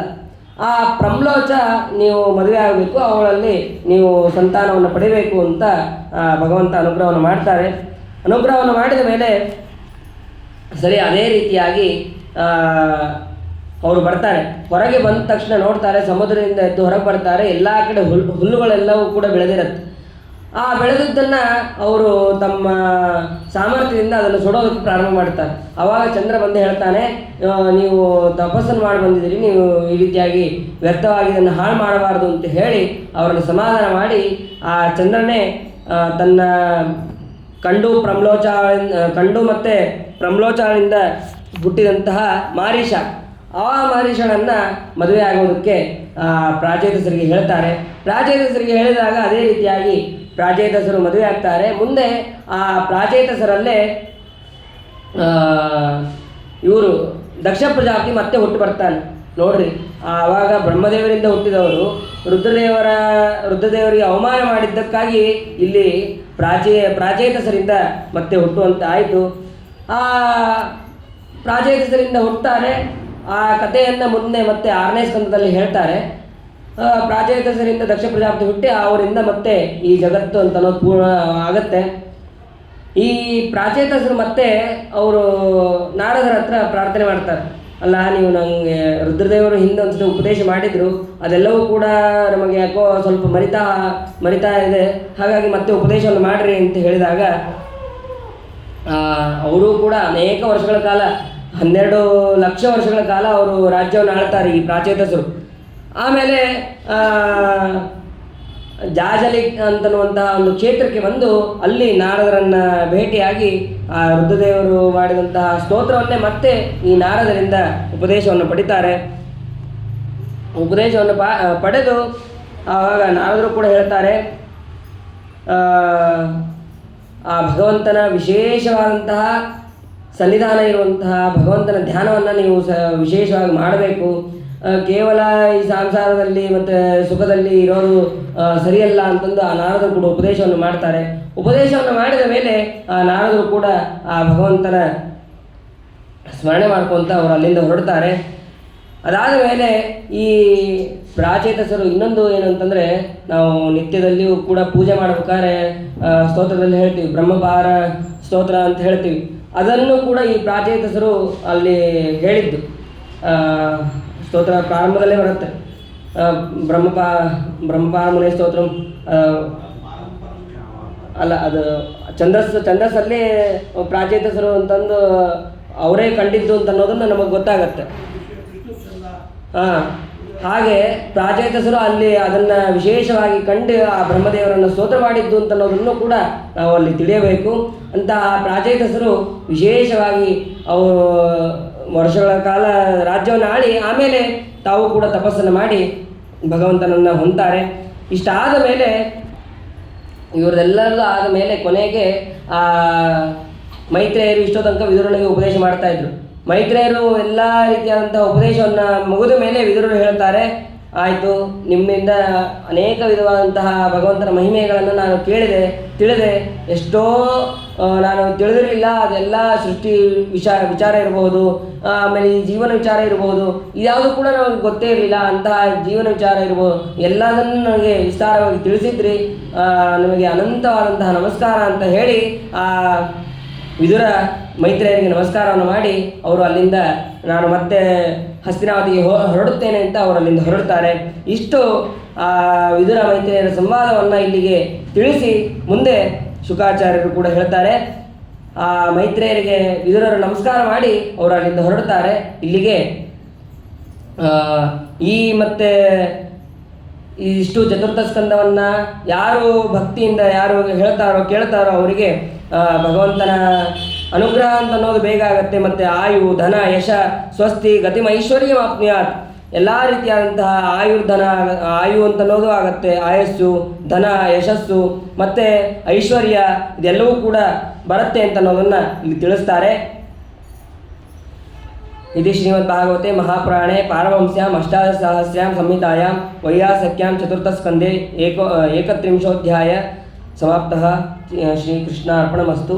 ಇವತ್ತು ಗಣೇಶ ಚತುರ್ಥಿ ಆದ್ದರಿಂದ ಸ್ಯವಂತಕೋಪಾಖ್ಯಾನವನ್ನು ಸ್ವಲ್ಪ ಕೇಳಿ ಪ್ರವಚನವನ್ನು ಸಮರ್ಪಣೆ ಮಾಡ್ತೇನೆ. ಶ್ರೀ ಗುರುಭ್ಯೋ ನಮಃ. ಇವತ್ತು ಗಣಪತಿಯ ಹಬ್ಬ ಅಂತಂದಮೇಲೆ ಎಲ್ಲರಿಗೂ ಗೊತ್ತಿರ್ತದೆ. ಇವತ್ತು ಬೇಕಂತಲೇ ನಮಗೆ ಆಕಾಶದಲ್ಲಿ ಚಂದ್ರ ಕಾಣೋಂಗೆ ಇರ್ತಾನೆ. ಆ ಚಂದ್ರ ಕಾಣೋಂಗಿದ್ದು ನಮಗೆ ಆ ಚಂದ್ರನ ದರ್ಶನ ನಾವು ಬೇಡ ಅಂತಂದ್ರೂ ನಮಗೆ ಆಗೋಂಗೆ ಕಾಣಿಸ್ತಾನೆ ಅವನು. ಆ ಕಾಣಿಸಿದಾಗ ಮತ್ತೆ ಅಯ್ಯೋ ನಾವು ಚಂದ್ರನ ನೋಡ್ಬಿಟ್ವಲ್ಲ ಅಂತಂದು ದುಃಖ ಪಡೋಕ್ಕಿಂತ ಈ ಕಥೆಯನ್ನು ಕೇಳಿ ಆ ಚಂದ್ರನ ದರ್ಶನದಿಂದ ಬಂದಂತಹ ಅಪವಾದವನ್ನು ನಾವು ಪರಿಹಾರವನ್ನು ಮಾಡ್ಕೋಬೇಕು. ಅದಕ್ಕೆ ಒಂದು ಇತಿಹಾಸವನ್ನು ಹೇಳ್ತಾರೆ. ಒಮ್ಮೆ ನೈಮಿಷಾರಣ್ಯದಲ್ಲಿ ಎಲ್ಲ ಮುನಿಗಳು ಪುರಾಣವನ್ನು ತಿಳಿದಂತಹ ಸೂತ ಮಹರ್ಷಿಗಳನ್ನು ಅಲ್ಲಿ ಪ್ರಶ್ನೆ ಮಾಡ್ತಾರೆ. ಋಷಿಗಳು, ಶೌನಕಾದಿ ಋಷಿಗಳು ಅಲ್ಲಿ ಕೇಳ್ತಾರೆ, ಎಲ್ಲ ಕಥೆಯನ್ನು ಕೂಡ ನಮಗೆ ಹೇಳಿದಿರಿ, ಹಾಗೆ ವಿಘ್ನ ನಿವಾರಕನಾದಂತಹ ವಿಘ್ನರಾಜನ ಆ ಗಣಪತಿಯ ಚರಿತ್ರೆಯನ್ನು ಕೂಡ ನಮಗೆ ಹೇಳ್ರಿ ಅಂತಂದಾಗ ಅದಕ್ಕೆ ಸೂತಾಚಾರ್ಯರು ಹೇಳ್ತಾರೆ, ಒಂದು ಸಲ ಚಂದ್ರಜ್ಯೋತಿ ಅಂತನ್ನುವಂತಹ ಒಂದು ಪಟ್ಟಣ, ಅಲ್ಲಿ ಸದಾ ಧರ್ಮದಲ್ಲೇ ನಿರತನಾದಂತಹ ಧರ್ಮಕಾಂತ ಅಂತನ್ನುವಂತಹ ಒಬ್ಬ ರಾಜ ಅಲ್ಲಿ ಎಲ್ಲರಿಂದನೂ ಕೂಡ ಅವನು ನಮಸ್ಕೃತನಾಗ್ತಾ ಇರ್ತಾನೆ. ಅಂದರೆ ಗೌರವದಿಂದ ಅಲ್ಲಿ ಇರ್ತಾನೆ ಧರ್ಮಕಾಂತ ಅಂತನ್ನುವಂತಹ ರಾಜ. ಪತ್ನಿಯರಿಂದ, ತಮ್ಮಂದಿರಿಂದ ಮತ್ತು ಎರಡನೇ ಇಂದ್ರನಂತೆ ಅವನು ಸಿಂಹಾಸನದಲ್ಲಿ ಶೋಭಿಸ್ತಾ ಇರ್ತಾನೆ. ಅವನ ಹೆಂಡತಿ ಹೆಸರು ಕೂಡ ಸ್ವರ್ಣಕಾಂತೆ ಅಂತ ಅವಳ ಹೆಸರು. ಅವಳು ಕೂಡ ಶುಭವಾದಂತಹ ಲಕ್ಷಣಗಳಿಂದ ಮತ್ತು ತನ್ನ ಅತ್ತೆ ಮಾವ ಎಲ್ಲರಿಂದಲೂ ಕೂಡ ಸಮ್ಮತಳಾಗಿರ್ತಾಳೆ. ಪತಿಯಲ್ಲೂ ಕೂಡ ವಿಶೇಷವಾದಂತಹ ಭಕ್ತಿಯನ್ನು ಮಾಡುವವಳು ಆಗಿರ್ತಾಳೆ. ಒಂದು ದಿನ ಅವಳು ತನ್ನ ಮನೆಯಲ್ಲಿ ಗೌರಿ ಪೂಜೆಯಲ್ಲಿ ವಿಶೇಷ ಆಸಕ್ತಿ ಉಳ್ಳವಳಾಗಿ ಅವಳು ಏನು ಮಾಡ್ತಾಳೆ ಅಂತಂದರೆ ಬ್ರಾಹ್ಮಣನ ಮುಖದಿಂದ ಆ ಗೌರಿ ಕಥೆಯನ್ನು ಕೇಳ್ತಾ ಕಾಲವನ್ನು ಕಳೀತಾ ಇರ್ತಾಳೆ. ಕಾಲವನ್ನು ಕಳೀಬೇಕಾದ್ರೆ ಆ ಸಮಯದಲ್ಲಿ ಧರ್ಮಕಾಂತ ಅಂತನ್ನುವಂತಹ ರಾಜ ಅಂತಃಪುರಕ್ಕೆ ಬರ್ತಾನೆ. ಬರಬೇಕಾದ್ರೆ ಅದನ್ನು ನೋಡಿ ಅಲ್ಲಿ ಬ್ರಾಹ್ಮಣ ಇರುವಂತಹ ಇದನ್ನು ನೋಡಿ ಆ ರಾಣಿಯ ಮೇಲೆ ತಪ್ಪಾಗಿ ತಿಳ್ಕೊಂಡು ಅವನು ಅಲ್ಲಿಂದ ಹೊರಟುಬಿಡ್ತಾನೆ. ಅವನು ಬರೋಕ್ಕೆ ಹೋಗೋದಿಲ್ಲ ಮತ್ತೆ. ಆಮೇಲೆ ಆ ಸಂಶಯದಿಂದ ಅಂತಃಪುರಕ್ಕೆ ಅವನು ಮತ್ತೆ ಬರೋದೇ ಇಲ್ಲ. ಹೀಗೆ ಬಹಳ ದಿವಸ ಕಳೀತಾ ಇರ್ಬೇಕಾದ್ರೆ ಆವಾಗ ಯಾಕೆ ನನ್ನ ಗಂಡ ಅಂತಃಪುರಕ್ಕೆ ಬರ್ತಾ ಇಲ್ಲ ಅಂತ ಅಂತಃಪುರಕ್ಕೆ ಅವನೇ ಬರಬೇಕು ಅಂತನ್ನುವಂತಹ ಇಚ್ಛೆಯಿಂದ ಅವಳು ತಾನು ಪೂಜೆ ಮಾಡುವಂತಹ ಗೌರಿಯನ್ನೇ ಮೊರೆ ಹೋಗ್ತಾಳೆ. ಮೊರೆ ಹೋದಾಗ ಆ ಗೌರಿ ಸ್ವಪ್ನದಲ್ಲಿ ಬಂದು ಹೇಳ್ತಾಳೆ, ನೀನು ಏನು ಪೂಜೆ ಮಾಡ್ತಾ ಇದ್ದೀಯಲ್ಲ, ನೀನು ಹೆದರಬೇಡ. ಯಾಕೆ ನಿನ್ನ ಗಂಡ ಬರ್ತಾ ಇಲ್ಲ ಗೊತ್ತಾ? ನಿನ್ನಲ್ಲಿ ಏನು ಅಪೇಕ್ಷೆ ಇದೆಯೋ ಅದನ್ನೇ ನಾನು ವರವನ್ನು ಕೊಡ್ತೇನೆ. ಯಾಕೆ ನಿನ್ನ ಗಂಡ ಅಂತಃಪುರಕ್ಕೆ ಬರ್ತಾ ಇಲ್ಲ ಗೊತ್ತಾ ಅಂತಂದರೆ ಅದಕ್ಕೆ ಹೇಳ್ತಾಳೆ, ಒಂದಿನ ನೀನು ಅಂತಃಪುರದಲ್ಲಿ ಆ ಬ್ರಾಹ್ಮಣನ ಮುಖದಿಂದ ಗೌರಿ ಕಥೆಯನ್ನು ಕುಳಿತಾ ಇರುವಾಗ ಅಲ್ಲಿಗೆ ಬಂದಂತಹ ರಾಜ ಅಂತಃಪುರದಲ್ಲಿ ಬ್ರಾಹ್ಮಣನನ್ನು ನೋಡಿ ಸಂಶಯದಿಂದ ತಿರುಗಿ ಹೋಗ್ತಾನೆ. ಅವನು ಅಲ್ಲಿ ಹೋದವನು ಮತ್ತೆ ಇಲ್ಲಿವರೆಗೂ ಅವನು ಬಂದೇ ಇಲ್ಲ. ನಿನ್ನನ್ನು ಅವನು ಬಹಳವಾಗಿ ಪ್ರೀತಿಸ್ತಾ ಇರ್ತಾನೆ ಮತ್ತು ನಿನ್ನ ಪತಿಗೆ ದೋಷರಹಿತಳಾದಂತಹ ನಿನ್ನಲ್ಲಿ ಈ ಸಂಶಯಕ್ಕೆ ಕಾರಣ ಏನು ಗೊತ್ತಾ? ಅದನ್ನು ಕೂಡ ಹೇಳ್ತೀನಿ ಕೇಳು. ಭಾದ್ರಪದ ಮಾಸ ಶುಕ್ಲ ಪಕ್ಷದ ಚತುರ್ಥಿ ದಿನ ನೀನು ಚಂದ್ರನನ್ನು ನೋಡಿದ್ದರಿಂದ ಆ ರಾಜ ಸಂಶಯ ಮನಸ್ಕನಾಗಿ ಇಲ್ಲಿ ಬರ್ತಾ ಇಲ್ಲ ಅಂತ ಆ ಗೌರಿ ಹೇಳ್ತಾಳೆ. ಆ ದಿನ ಚಂದ್ರ ದರ್ಶನ ನೋಡಬಾರ್ದು ಅಥವಾ ಯಾಕೆ ನೋಡಬಾರ್ದು, ಅದರ ಕಾರಣವನ್ನು ನನಗೆ ಸರಿಯಾಗಿ ಗೊತ್ತಿಲ್ಲ, ಅದನ್ನು ಕೂಡ ನೀನು ಹೇಳು ಅಂತಂದಾಗ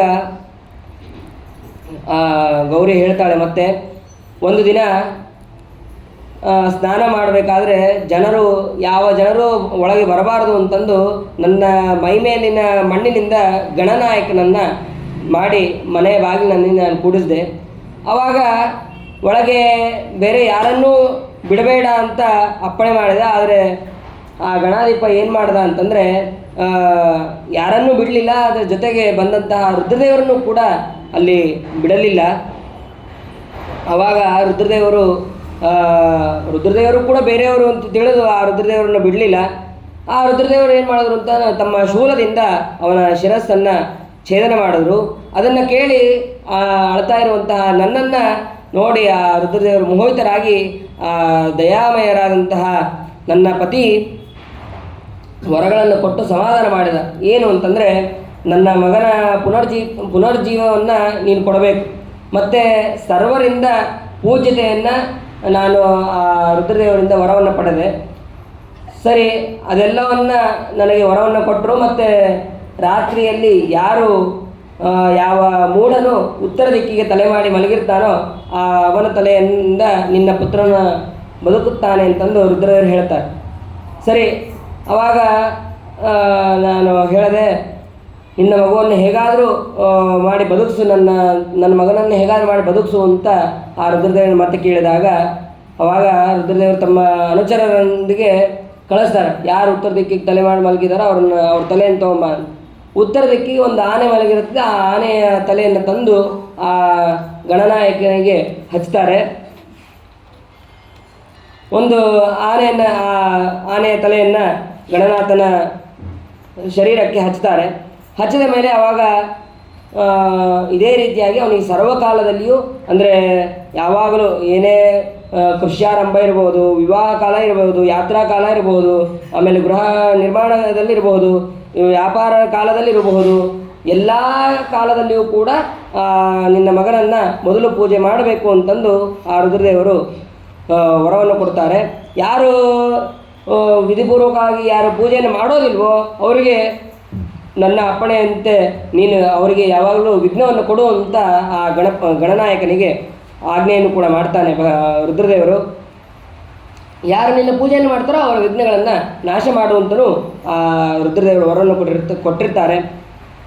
ಆಮೇಲೆ ಯಾರೇ ಭಕ್ತಿಯಿಂದ ಪೂಜೆ ಮಾಡ್ತಾರೋ ಅವರಿಗೆ ಅಭಿಷ್ಟಗಳನ್ನು ಕೂಡ ಕೊಡುವಂತನಾಗು ಅಂತ ಹೇಳ್ತಾರೆ. ಇದೇ ಭಾದ್ರಪದ ಮಾಸದ ಶುಕ್ಲ ಪಕ್ಷ ಚತುರ್ಥಿ ದಿನ ಯಾರು ನಿನ್ನನ್ನು 21 ಪತ್ರಗಳಿಂದ ಪೂಜಿಸುತ್ತಾರೋ ಮತ್ತು 21 ಪರಮಾನ್ನ ಮೋದಕ ಮತ್ತು ಪರಮಾನ್ನಗಳಿಂದ ಯುಕ್ತವಾದಂತಹ ಭಕ್ಷ್ಯಗಳನ್ನು ನೈವೇದ್ಯವನ್ನು ಮಾಡ್ತಾರೋ ಅವರು ಎಲ್ಲ ಇಚ್ಛೆಗಳಿಂದ ಪೂರ್ಣರಾಗ್ತಾರೆ. ಮತ್ತು ಹಾಗೂ ಪುತ್ರ ಪೌತ್ರರಿಂದ ಕೂಡಿದವರಾಗ್ತಾರೆ. ವಿದ್ಯಾರ್ಥಿಗಳು ವಿದ್ಯೆಯನ್ನು, ಧನವನ್ನು ಪಡಿತಾರೆ. ಯಾರಿಗೆ ಮದುವೆ ಆಗಿರೋದಿಲ್ಲ ಅವರು ಭಾರ್ಯೆಯರನ್ನು ಕೂಡ ಪಡಿತಾರೆ. ಸುಖಾಪೇಕ್ಷೆಯಾಗಿ ಇರ್ತಾರೆ, ಸುಖವನ್ನು ಕೂಡ ಹೊಂದ್ತಾರೆ. ಆಮೇಲೆ ಈ ಪ್ರಕಾರವಾಗಿ ಆ ಗಣನಾಯಕನಿಗೆ ವರವನ್ನು ಕೊಡ್ತಾರೆ.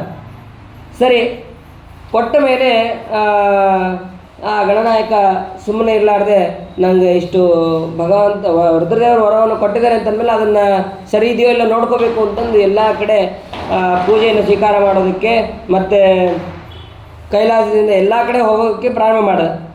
ಹೋಗ್ಬೇಕಾದ್ರೆ ಎಲ್ಲರೂ ಕೂಡ 21 ಮೋದಕವನ್ನು ಸಮರ್ಪಣೆ ಮಾಡೋದು ಮತ್ತು ಪರಮಾನ್ನ ಎಲ್ಲವನ್ನೂ ಭಕ್ಷ್ಯಗಳನ್ನು ಸಮರ್ಪಣೆ ಮಾಡೋದು.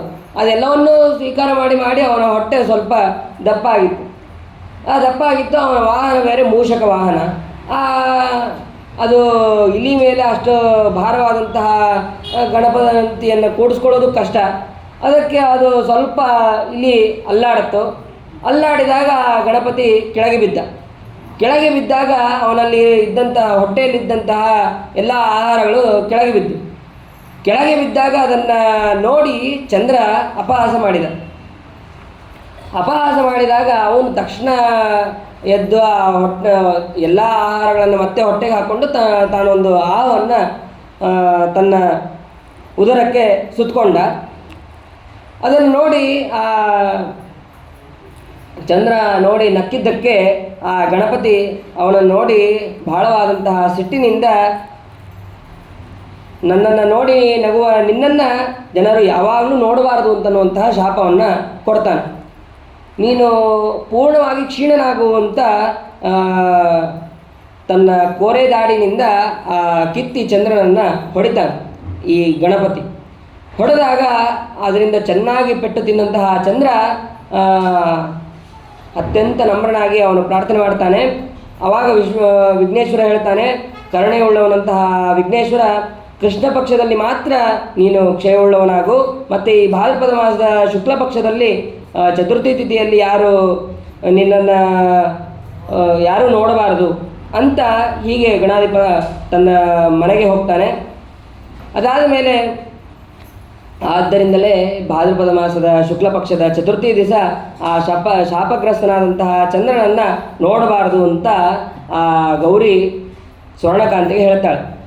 ಆ ದಿನ ನೀನು ಚಂದ್ರನನ್ನು ನೋಡಿದ್ದಕ್ಕೆ ಈ ರೀತಿಯಾದಂತಹ ಅಪವಾದ ಬಂದಿದೆ ಅಂತ ಹೇಳ್ತಾಳೆ. ಆದ್ದರಿಂದಲೇ ನಿನ್ನ ಪತಿಯಾದಂತಹ ನಿರ್ದೋಷಿಯಾದಂತಹ ನಿನ್ನಲ್ಲಿ ಸಂಶಯವುಳ್ಳವನಾಗಿದ್ದಾನವನು ಅಂತ ಇಷ್ಟು ಹೇಳಿದ ಮೇಲೆ, ಹಾಗಾದರೆ ಆ ಚಂದ್ರದರ್ಶನ ಮಾಡಿದ್ದಕ್ಕೆ ಪರಿಹಾರ ಏನು ಅಂತಂದರೆ ಅದಕ್ಕೆ ಒಂದು ಶ್ಲೋಕ ಯಾವುದು ಅಂತಂದರೆ, ಸಿಂಹಪ್ರಸೇನವಧಿ ಸಿಂಹೋ ಜಾಂಬವತಾ ಹತಃ ಸುಕುಮಾರಕ ಮಾರೋದಿ ಸ್ತವಹ್ಯೇಷ ಸ್ಯಮಂತಕಃ. ನಾವು ಚಂದ್ರ ದರ್ಶನ ಮಾಡಿರಲಿ ಬಿಡಲಿ, ಮಾಡೋದಂತೂ ಬೇಡ ಇವತ್ತು ರಾತ್ರಿವರೆಗೂ, ನಾಳೆ ಬೆಳಗ್ಗೆ ಮತ್ತೆ ನಿಮಗೆ ಚಂದ್ರ ಕಾಣಿಸಿದ್ರೆ ಅವಶ್ಯ ದರ್ಶನ ಮಾಡಿರಿ. ಈ ಶ್ಲೋಕ ಅಂತೂ ಹೇಳಿಬಿಡೋಣ. ಸಿಂಹಪ್ರಸೇನವಧಿ ಸಿಂಹೋ ಜಾಂಬವತಾ ಹತಃ ಸುಕುಮಾರಕ ಮಾರೋದಿ ಸ್ತವಹ್ಯೇಷ ಸ್ಯಮಂತಕಃ. ಈ ಶ್ಲೋಕದ ಶ್ರವಣ ಮಾಡೋದ್ರಿಂದಲೇ ಕೃಷ್ಣನೂ ಕೂಡ ತನ್ನಗೆ ಬಂದಂತಹ ಅಪವಾದವನ್ನು ಪರಿಹಾರ ಮಾಡಿಕೊಂಡ ಅಂತಂದು ಗೌರಿ ಹೇಳ್ತಾಳೆ. ಇಷ್ಟು ಹೇಳಿದ ಮೇಲೆ ಮತ್ತೆ ಸ್ವರ್ಣಕಾಂತ ಪ್ರಶ್ನೆ ಮಾಡ್ತಾಳೆ, ಕೃಷ್ಣನಿಗೆ ಯಾವ ರೀತಿಯಾದಂತಹ ದೋಷ ಬಂದಿತ್ತು ಅದನ್ನು ಕೂಡ ಹೇಳು ಅಂತಂದಾಗ ಹೇಳ್ತಾಳೆ, ಒಮ್ಮೆ ಸತ್ರಾಜಿತ ರಾಜ ಅವನು ಸೂರ್ಯನನ್ನು ಕುರಿತು ವಿಶಿಷ್ಟವಾದಂತಹ ತಪಸ್ಸನ್ನು ಮಾಡಿ ಒಂದು ಮಣಿಯನ್ನು ಪಡೆದಿರ್ತಾನೆ, ಸಮಂತಕ ಮಣಿ. ಆ ಮಣಿಯನ್ನು ಅದು ಹೇಗಿರುತ್ತೆ ಅಂತಂದರೆ ಭಾರೀ ಪ್ರಕಾಶಮಾನವಾಗಿರುತ್ತೆ. ಪ್ರಕಾಶಮಾನವಾಗಿರೋದಷ್ಟೇ ಅಲ್ಲ, ಅದನ್ನು ನಿತ್ಯದಲ್ಲಿ ಪೂಜೆ ಮಾಡ್ತಾ ಇದ್ದರೆ 8 ಭಾರ ಅದು ಬಂಗಾರ ಕೊಡ್ತಾ ಇರುತ್ತೆ.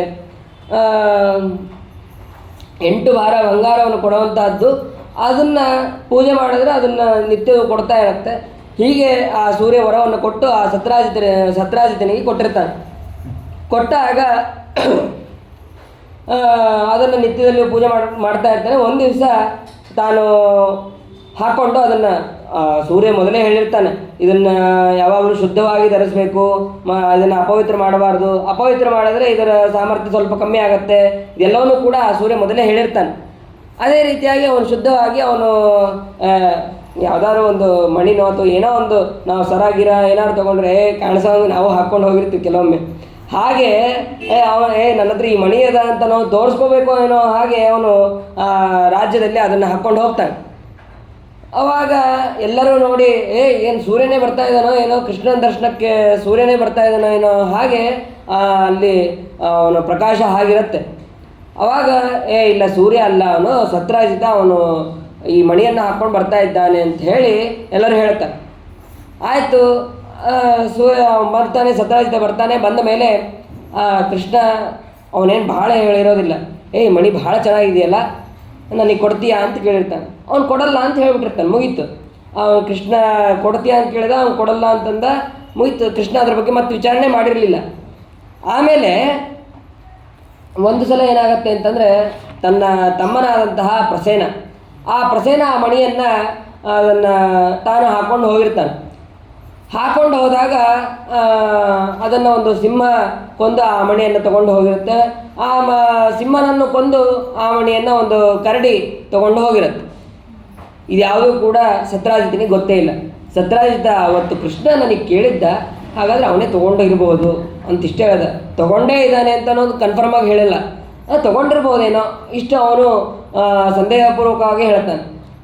ಒಬ್ಬರು ಕಿವಿಯಿಂದ ಒಬ್ಬರು ಕಿವಿಗೆ ಅದು ಕೃಷ್ಣನ ಕಿವಿಗೂ ಬಿತ್ತು. ಆ ಕೃಷ್ಣ ಏನು ಮಾಡೋದ ಅಂತಂದರೆ, ಇಲ್ಲ ಅದನ್ನು ಪರಿಹಾರ ಮಾಡ್ಕೋಬೇಕು ಅಂತ ಹೇಳಿ, ಅಪವಾದ ಬಂದ ಕೂಡಲೇ ಅದನ್ನು ಪರಿಹಾರ ಮಾಡ್ಕೋಬೇಕು. ಪರಿಹಾರ ಮಾಡ್ಕೊಂಡಿಲ್ಲ ಅಂದರೆ ಮತ್ತೆ ಜನರೆಲ್ಲರೂ ಕೂಡ ಹಾಗೆ ತಪ್ಪಾಗಿ ತಿಳ್ಕೊತಾರೆ ಅಂತ ತಿಳಿದು ಆ ಕೃಷ್ಣ ತಾನೊಬ್ಬನೇ ಹೋಗದೇನೆ ಎಲ್ಲರನ್ನೂ ಕರೆದುಕೊಂಡು ಹೋಗ್ತಾನೆ. ತನ್ನ ಯಾದವರು ಎಲ್ಲರೂ ಯಾರ್ಯಾರು ಸಂಶಯ ಪಟ್ಟಿರ್ತಾರೋ ಅವರೆಲ್ಲರನ್ನೂ ಕೂಡ ಕರೆದುಕೊಂಡು ತೋರಿಸ್ಕೊಂಡು ಹೋಗ್ತಾನೆ. ಇಲ್ಲಿ ನೋಡು, ಪ್ರಸೇನ ಸತ್ತಿದ್ದನ್ನು ನೋಡು, ಪ್ರಸೇನ ಹೆಜ್ಜೆ ಗುರುತುಗಳ ಮುಖಾಂತರ ಪ್ರಸೇನ ಸತ್ತಿದ್ದನ್ನು ತೋರಿಸ್ತಾನೆ. ಸರಿ, ಅದ್ರ ಮುಂದೆ ಸಿಂಹದ ಹೆಜ್ಜೆ ಗುರುತು ಇರುತ್ತೆ. ಆ ಸಿಂಹದ ಹೆಜ್ಜೆ ಗುರುತನ್ನು ಹಿಂಬಾಲಿಸ್ಕೊಂಡು ಹೋಗ್ತಾನೆ. ಅಲ್ಲಿ ಹೋದ ಮೇಲೆ ಸಿಂಹ ಸತ್ತಿದ್ದನ್ನು ತೋರಿಸ್ತಾರೆ. ಅದ್ರ ಮುಂದೆ ಒಂದು ಕರಡಿ ಹೆಜ್ಜೆ ಇರುತ್ತೆ. ಆ ಕರಡಿ ಹೆಜ್ಜೆಯನ್ನು ಹಿಂಬಾಲಿಸ್ಕೊಂಡು ಹೋಗ್ತಾರೆ. ಅದು ಒಂದು ಅರಣ್ಯಕ್ಕೆ ಹೋಗಿ ಅಲ್ಲಿ ಒಳಗೆ ಹೋಗಿರುತ್ತೆ. ಆ ಅರಣ್ಯಕ್ಕೆ ಹೋಗಬೇಕಾದ್ರೆ ಬಂದಂತಹ ಎಲ್ಲ ಯಾದವರನ್ನು ನೀವೆಲ್ಲ ಹೊರಗೆ ನಿಲ್ರಿ, ನಾನು ಹೋಗಿ ತೊಗೊಂಡು ಬರ್ತೇನೆ ಅಂತ ಹೇಳಿ ಒಳಗೆ ಹೋಗ್ತಾನೆ. ಆ ಕರಡಿ ಅಂದರೆ ಬೇರೆ ಯಾರು ಅಲ್ಲ, ಅವನು ಜಾಂಬವಂತ. ಅಲ್ಲಿ ಒಳಗೆ ಹೋದರೆ ಆ ಜಾಂಬವಂತನ ಗುಹೆ ಅದು.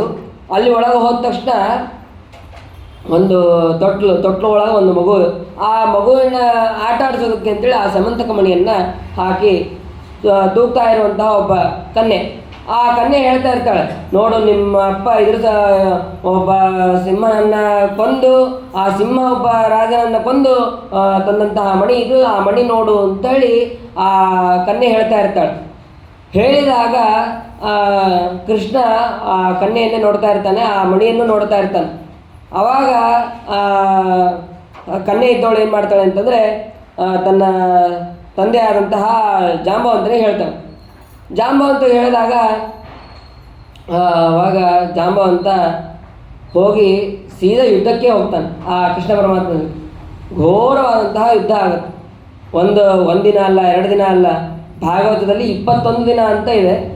21 ದಿನ ಬೇರೆ ಪುರಾಣಗಳಲ್ಲಿ ಬೇರೆ ಬೇರೆ ಥರ ಇದೆ. ಒಟ್ಟು ಯುದ್ಧವನ್ನು ಅನೇಕ ದಿವಸಗಳ ಕಾಲ ಯುದ್ಧವನ್ನು ಮಾಡಿದ ಮೇಲೆ ಕೊನೆಗೆ ಅವನಿಗೆ ಸ್ಮರಣ ಬಂತು. ಏನು ಅಂತಂದರೆ, ನಾನು ರಾಮಾವತಾರದಲ್ಲಿದ್ದಾಗ ರಾಮದೇವರಿಗೆ ನಾನು ಯುದ್ಧದ ಭಿಕ್ಷೆಯನ್ನು ಬಿಡಿದ್ದೆ. ಆವಾಗ ನಾನು ಈಗ ಕೊಡೋದಿಲ್ಲಪ್ಪ, ಮುಂದೊಂದು ಕಾಲದಲ್ಲಿ ನಾನು ನಿನಗೆ ಕೊಡ್ತೀನಿ ಅಂತ. ಯಾಕೆಂದರೆ ಆ ಜಾಂಬವಂತನನ್ನು ಯುದ್ಧದಲ್ಲಿ ಮೀರಿಸುವಂತಹ ಸಾಮರ್ಥ್ಯ ಬೇರೆ ಯಾರಿಗೂ ಇರೋದಿಲ್ಲ. ಅಷ್ಟು ಅವನು ಶಕ್ತಿಶಾಲಿಯಾಗಿರ್ತಾನೆ. ಅಂತಹ ನನ್ನನ್ನು ಯುದ್ಧದಲ್ಲಿ ಮೀರಿಸುವಂಥ ಸಾಮರ್ಥ್ಯ ಇರೋದು ಅಂತಂದರೆ ಆ ಭಗವಂತನ ಒಬ್ಬನಿಗೆ.